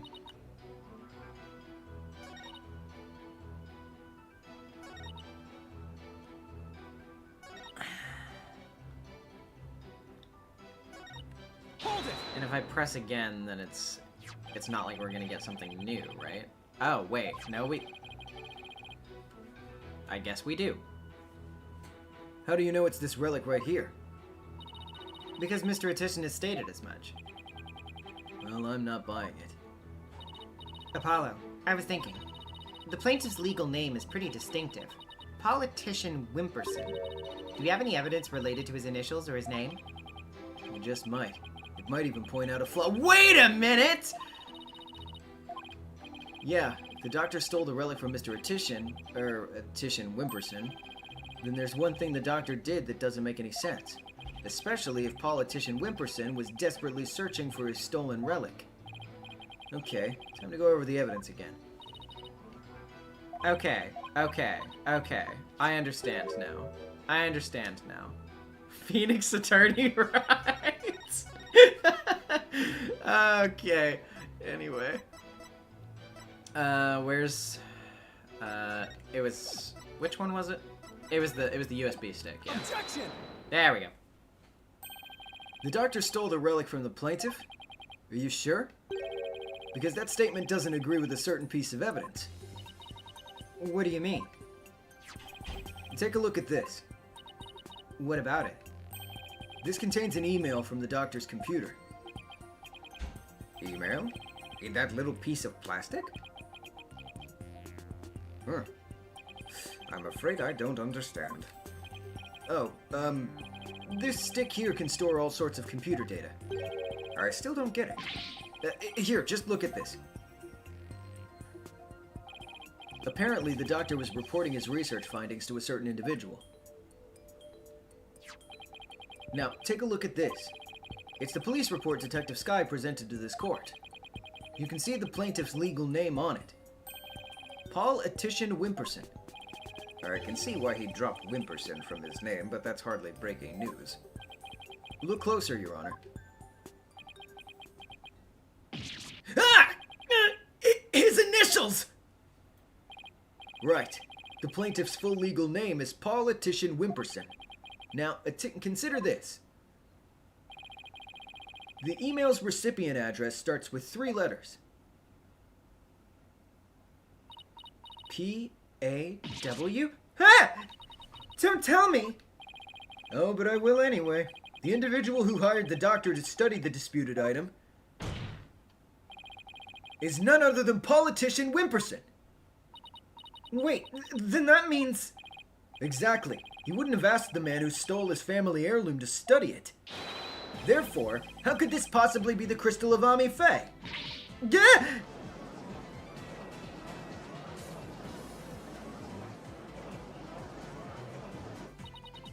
We never checked the doctor's emails. We couldn't even figure out the password to his computer. The plaintiff willingly left the orb in the doctor's care so he could study it, at the behest of his benefactor. Wait. Then what about the police report? I have all the details of the theft right here. It's probably for another relic, the real crystal of Ami Faye. He's just using the report as a way to claim that our orb is actually his stolen crystal. Objection! And how are you so certain that PAW refers to my client's initials? Maybe the email's recipient was a dog lover, or maybe it was Phoenix Attorney Wright. You're implicating yourself? I'm just saying it's an example. Perhaps. So, let's get to know your client a little better, shall we? Mr. Politician Wimperson.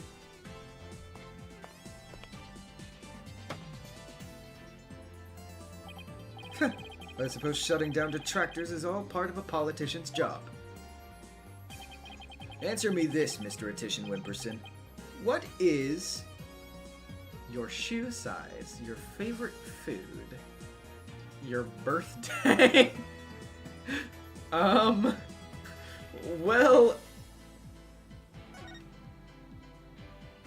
I'm just curious. What's your shoe size? How should I know? Wait, you don't know your own shoe size? I have all my shoes handcrafted in Italy, and the shoemaker comes to my residence to take the necessary measurements. I have better things to do than memorize trivial information like that. Makes me wish I'd memorized the Italian word for entitled jerk. Maybe this will help you memorize what happens to those who waste the court's time. I really put my foot in it this time. Apollo, no matter what his shoe size is, there wouldn't be enough digits. We're looking for a 3-digit number. Oh, right. Let's see. Oh, jeez, that was funny. I'm glad I asked that. Okay, I'll actually save this time, though, so I don't fuck it up if I pick wrong. But, considering the actual thing says 711, I would have to assume, yeah, your birthday. What's your birthday? My birthday? It's July 11th. But what's it to you? Oh, I see. You can address birthday gifts to my office. But full disclosure, I only accept gifts valued at $1,000 or more.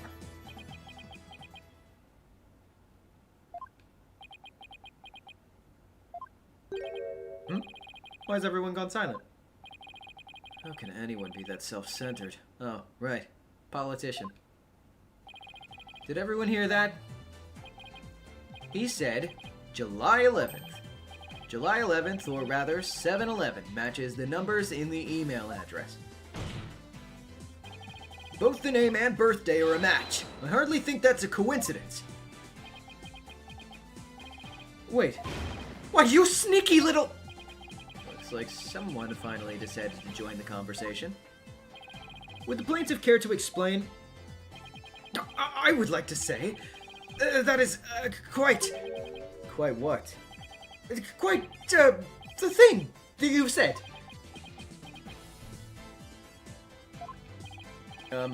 Any other thoughts? No further comments. I stand by my previous statements.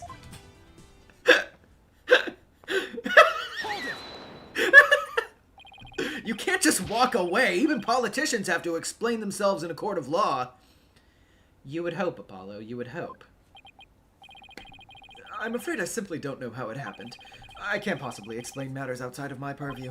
Perhaps it was a mistake on the part of my secretary. Oh, no you don't, you slippery eel. Mr. Wright, would you care to respond? I won't argue your assertion. My client lent the treasure in question to the doctor and asked him to study it.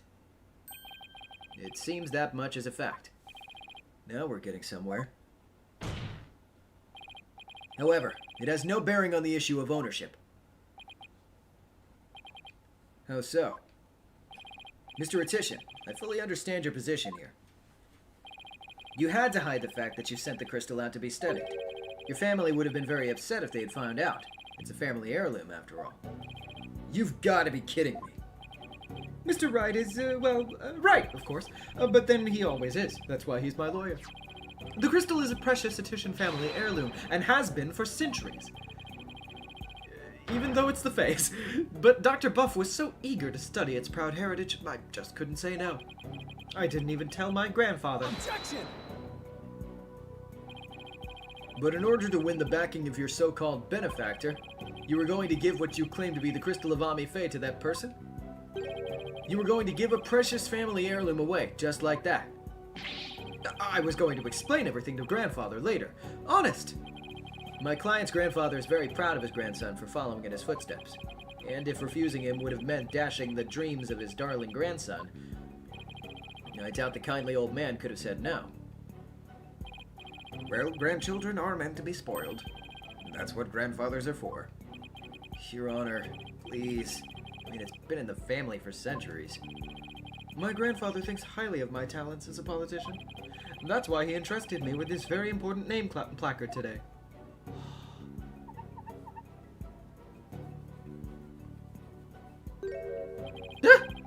So I'm sure he would have been okay with me using the crystal as I saw fit. Grandpa's spoiled little brat. I think the judge is buying it, Apollo. No surprise there. He's always going on about his own grandchild, after all. Excuse me. Can I leave now, Mr. Wright?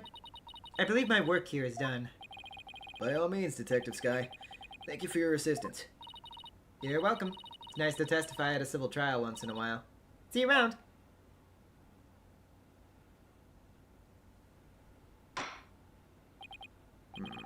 It seems the facts have changed somewhat. Mr. Etitian Wimperson apparently lent his family heirloom to Dr. Buff. Mr. Justice, how would the defense like to proceed? Oh, alright. Now what? Is that a Shinzo Abe dig? No, I mean, it's pronounced Abe. I would assume it's more of a reference to the US president rather than, Japanese politics, considering localization and all.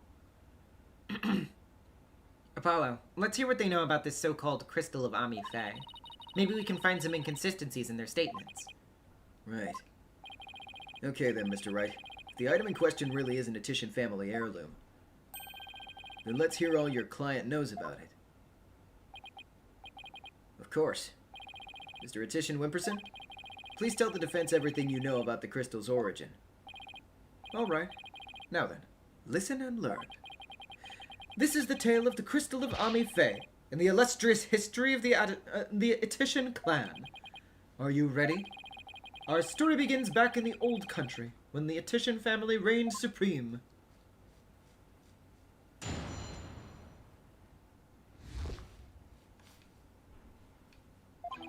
My ancestor was praised as a benevolent ruler. He protected the spirit mediums, a minority back then, from the rest of the locals. Some discriminated against them, you see, while others tried to abuse their power.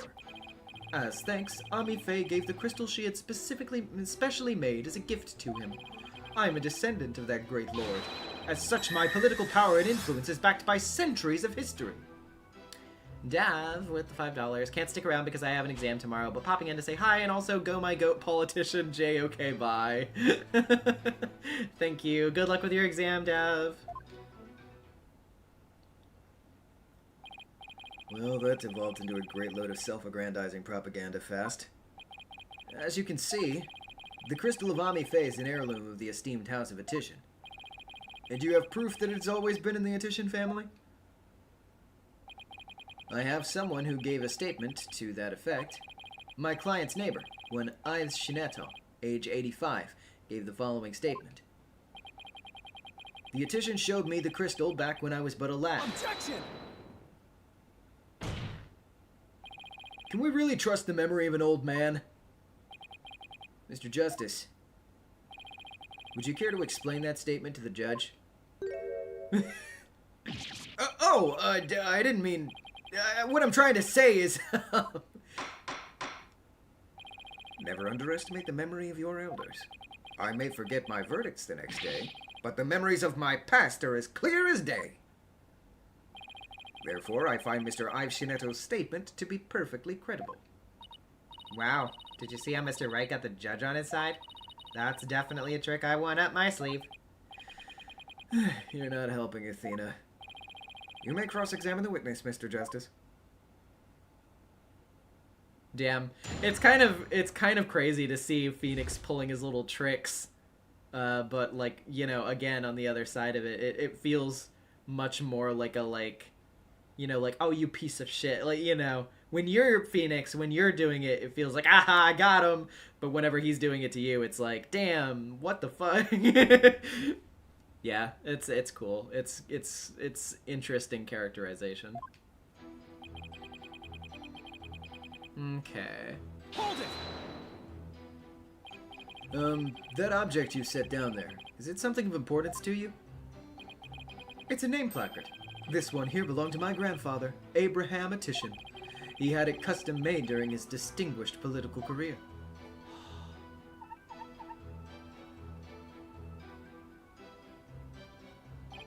It's special because it was crafted from the finest Italian plastic. I wasn't aware that the Italians were famous for their fine plastic. You can touch it if you want. No, I'm fine. Very well. I'll just continue with my testimony.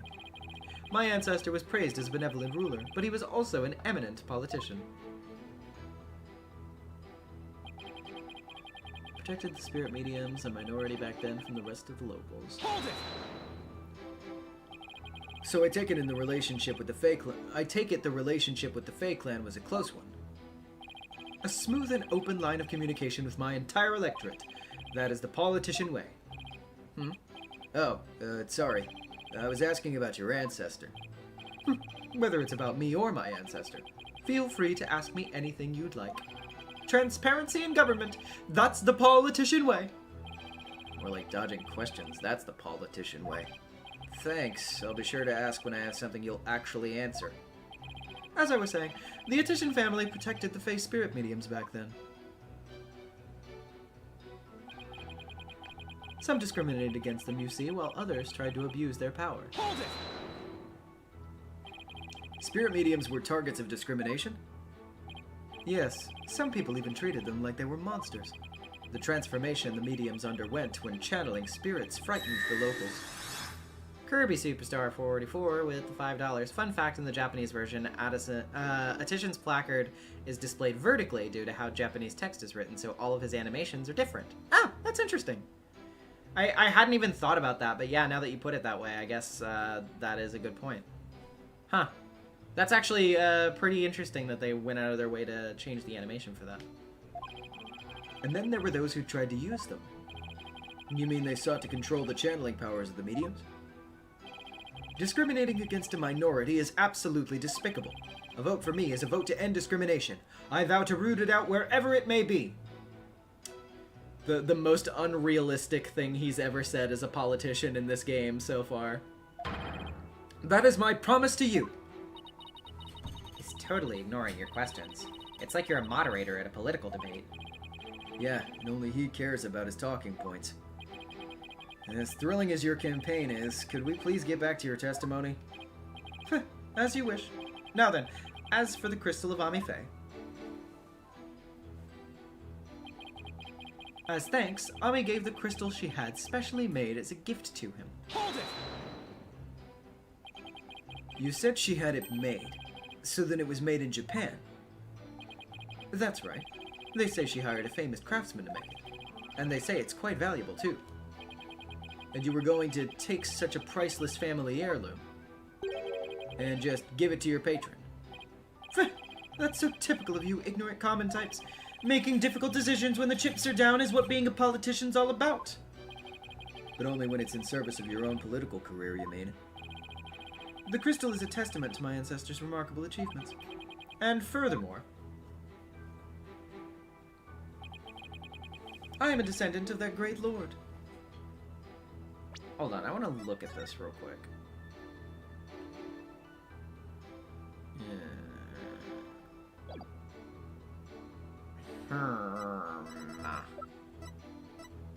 Yeah, we don't have the box, though. Yeah, not all Japanese text is vertical, but yes.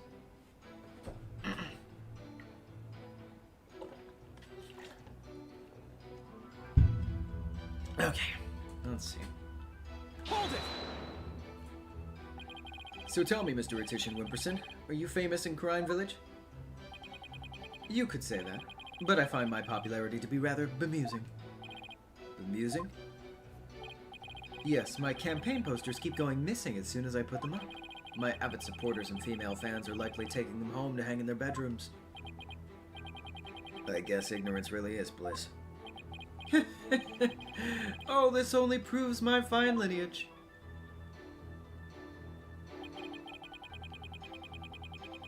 Such my political power and influence is backed by centrists. Hold it! I'm sorry, but is any of that relevant to the issue of the relic's rightful owner? Have you never heard of kingcraft? Kingcraft? It's the art of ruling as a king. My father drilled it into my head from a young age. And one of its precepts states, "Ruin awaits a ruler who responds to every single issue posed by the masses." Well, that answered my question about what he meant by king of this nation. Progress. Apollo, who is this Ami-Fe anyway? I believe she was the founder of the Crime channeling technique. The plaintiff claims she had the crystal made for his ancestor. That would mean it was made in Japan, right? Yes, suppose it would.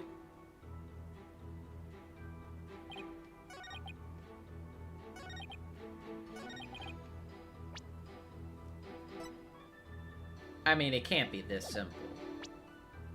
It can't be as simple as, actually, it was made in Karai. Objection! Okay, no. I didn't think so. I was gonna be like, really? If that was the case.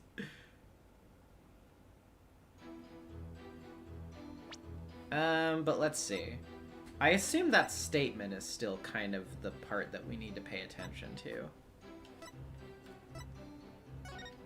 Let's see.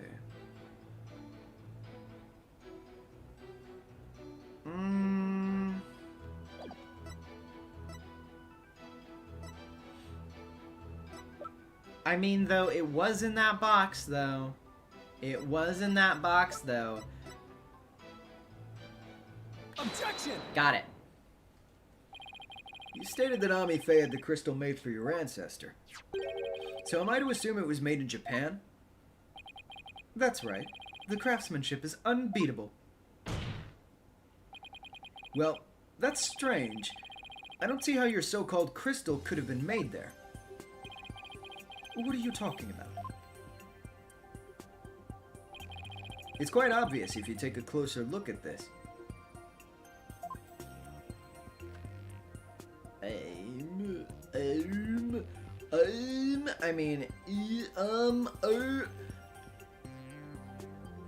Take that! Take a look at the distinctive design here. Okay, yeah. According to Dr. Buff, it's a Mitama motif dating back to the early days of the Kingdom of Kurine. The Kingdom of Kurine, And you base this on... here. This piece of evidence, Your Honor. These are the doctor's research notes on the Founder's Orb. This is the box in which the orb was originally stored. It features the same pattern as the one found on the orb. They do look like the same pattern. Therefore, I assert that the disputed item must have been made in the Kingdom of Kurine. My placard! Objection! The Kurine channeling technique originated in the Kingdom of Kurine. And NezumiVA is known to have traveled there to train. With that in mind, what's to say she didn't bring that pattern back with her? Objection! But since this is clearly a Kurionese design, not even you can deny the possibility that it was made there, in the Kingdom of Kurine. Objection! Anything is possible to some extent. That doesn't make it true, so you can't conclude that the orb is from Kurine based solely on that pattern. If it were that simple, I could just as easily say it's Japanese.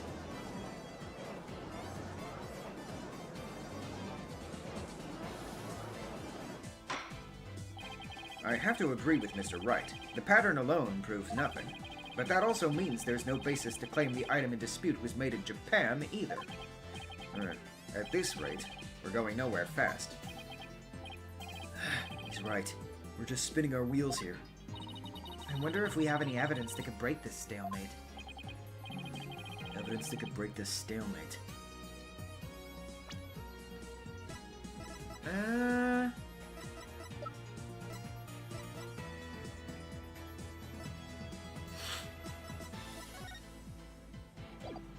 Wait. I think so. The defense would like to present a piece of evidence to the court. A piece that will finally break this stalemate. Oh? Well, you've sure piqued my interest. Let's see what you've got. Alright. Well, now prove that this is in fact the Founder's Orb! Take that! Ah, it's not that, fuck! I thought that the fact that he was talking about the fucking box in the email would prove it. And just how does that piece of evidence prove that the relic is the Founder's Orb? It doesn't, does it? Not by any means I can fathom. Sorry, Apollo, but I have to agree with the boss on this. Me too, actually. Me three, defense. Yikes! Time to think that one over again, Mr. Justice. Yes, Your Honor. Evidence that could break this stalemate. Okay, I mean, I guess we can go with does not exist. There doesn't seem to be anything we can use. At least not at this point. Well, unless we can find something, this trial won't be going anywhere.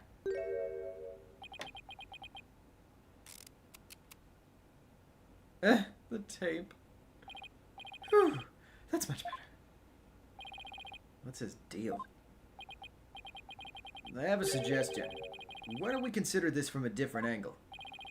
I'm listening. What if the Defiant Dragons really were authorized to take possession of the relic? I'm afraid I don't know where you're going with this, Mr. Wright. Consider the orb transfer agreement, which states, I agree to hand over the Founder's Orb to the Defiant Dragons if I will come to no harm.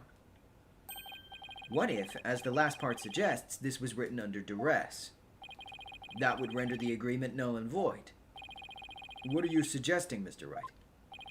While you were on your little cave expedition, I was investigating Dr. Buff's accident. And there was something you overlooked, Mr. Justice. Namely, that his accident might have actually been murder. What? Murder?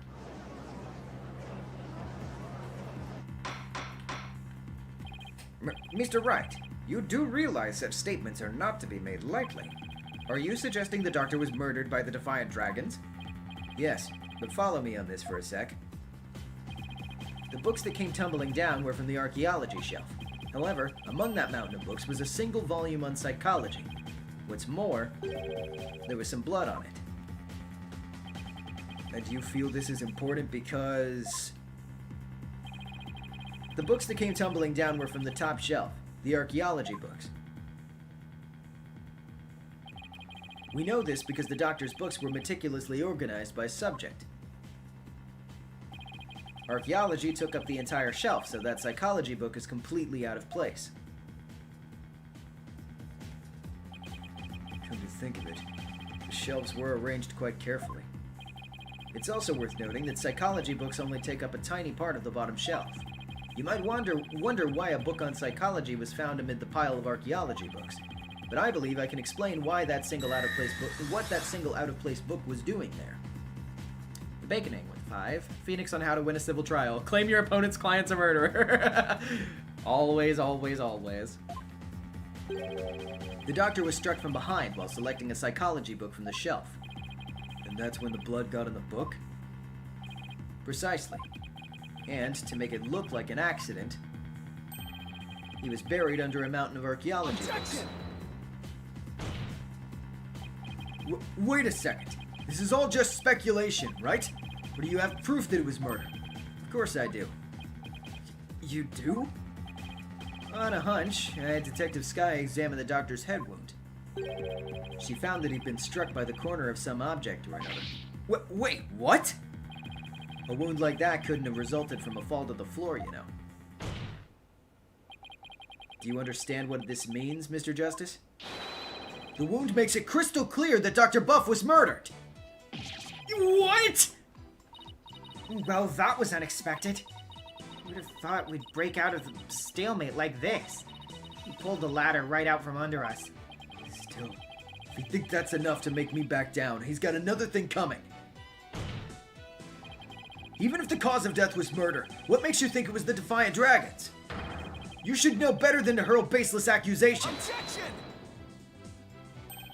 Did you forget who you were up against, Mr. Justice? Huh? You didn't actually think I'd come to court without witnesses and evidence, did you? What are you talking about? I'd like to request further testimony from the plaintiff. Specifically, I'd like the court to hear how he saw one of the rebels leaving the crime scene. He saw what?!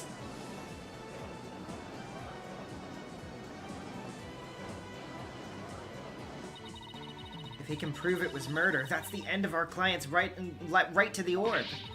Did he have this up his sleeve the whole time? How could Mr. Wright do this to us? He was just waiting to spring this trap. This trial's taken another unexpected turn. But I must mention, Mr. Wright, that you have yet to identify the murder weapon. The object used to commit the murder was not located at the scene of the crime. The murderer likely disposed of it elsewhere.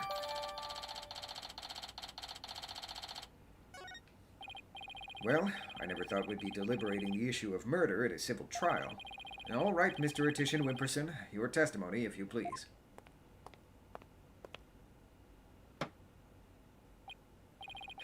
Prepare to be dazzled. Dazzled by charismatic oration forged in the crucible of campaign battles.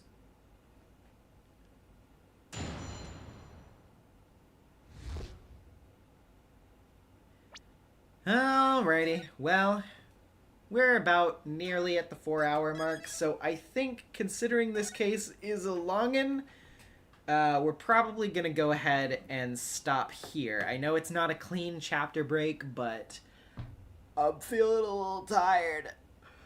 So I think we'll just go ahead and get art sorted, and then we'll get back to this next time. So stick around for art for a moment while I get that pulled up, and then yeah. Yeah, okay. Let me do that real quick.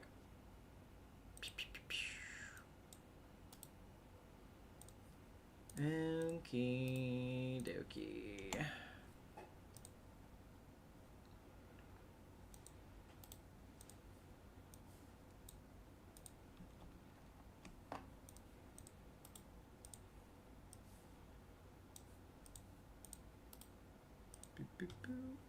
Thoughts on the case so far? I really like it so far.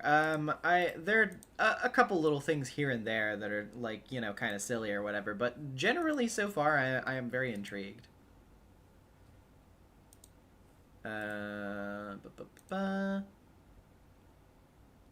Okay.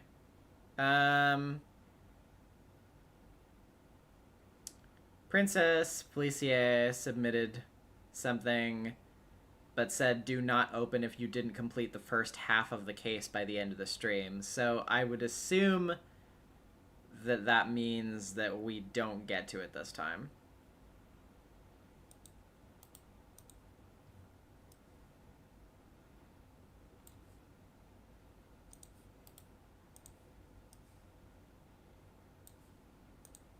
Yeah, I wouldn't look. Okay.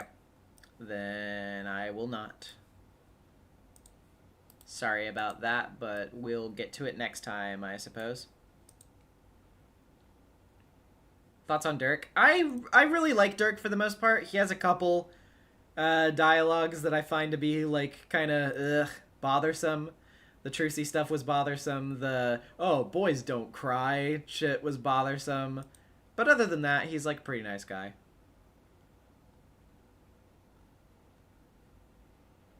Okay. Stream art. There is nothing in stream art on the Discord channel. So I think we just have the stuff from Blue Sky and Tumblr today. So, got it. Alrighty. Well then, I will go ahead and pull up the fan art layer. Yay. Okay. So first of all, we have a few things from Monsieur on Blue Sky. Oh, wait. This is a 1 of 2. There's also a 2 of 2. I'll pull those up in just a second. I missed that. Had to work again, so not much time for a lot of new art, but I still got some stuff to share here. A few AA-related arts and some additional images of my own AA-inspired project to fill the space, plus to shamelessly promote. Fair enough. We got Dirk and Apollo, and June here, Junie. Legally distinct June. Not June Pop the moderator. That's very cute. The fucking Neocortex S. The crystal of Ami Faye, of course. Don't. Very cool. Defense bench pose. Witness bench pose. Pretty cool. Okay. Forgive me for the window size changing, but I have to drag the window over so I can grab these other ones real quick. We got... I'll look at them in a second because the window isn't full-sized yet.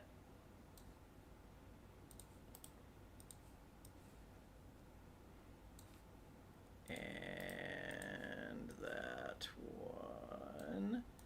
Okay. So yeah.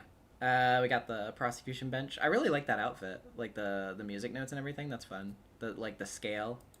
We got some backgrounds here. Pretty well arranged, I would say. Nicely detailed. Nicely laid out. And oh god. What's going on here? The fire. Oh no. Very cool though.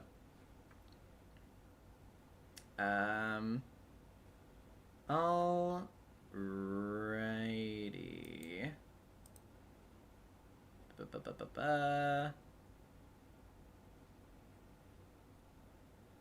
Okay.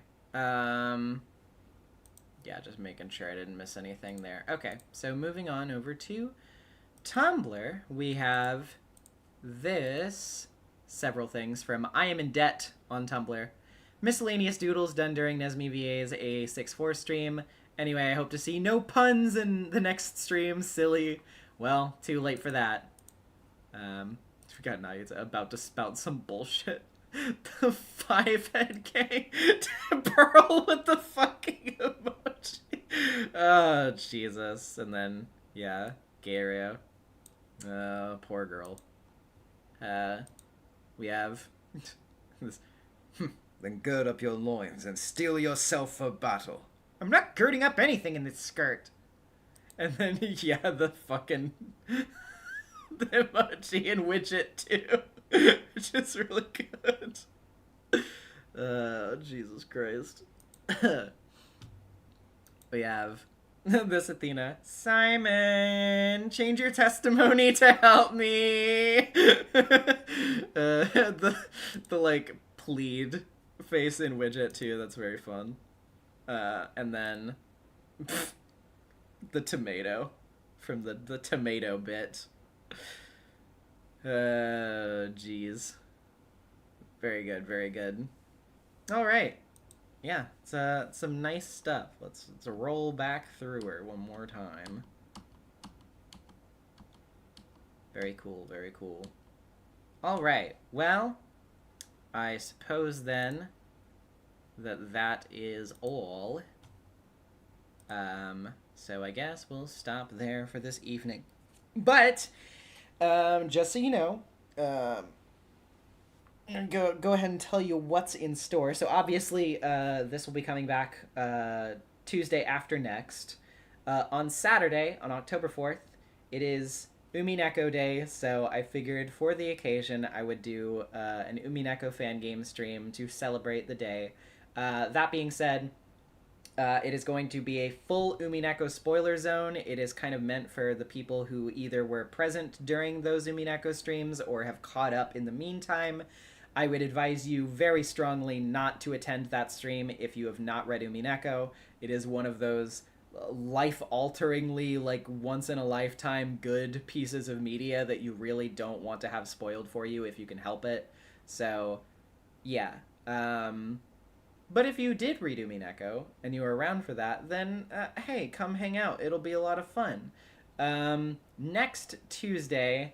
I'm not going to tell you what we're doing next Tuesday, but it's gonna be a fun surprise if you've been a regular stream watcher, so ha ha ha ha ha. Don't worry about it.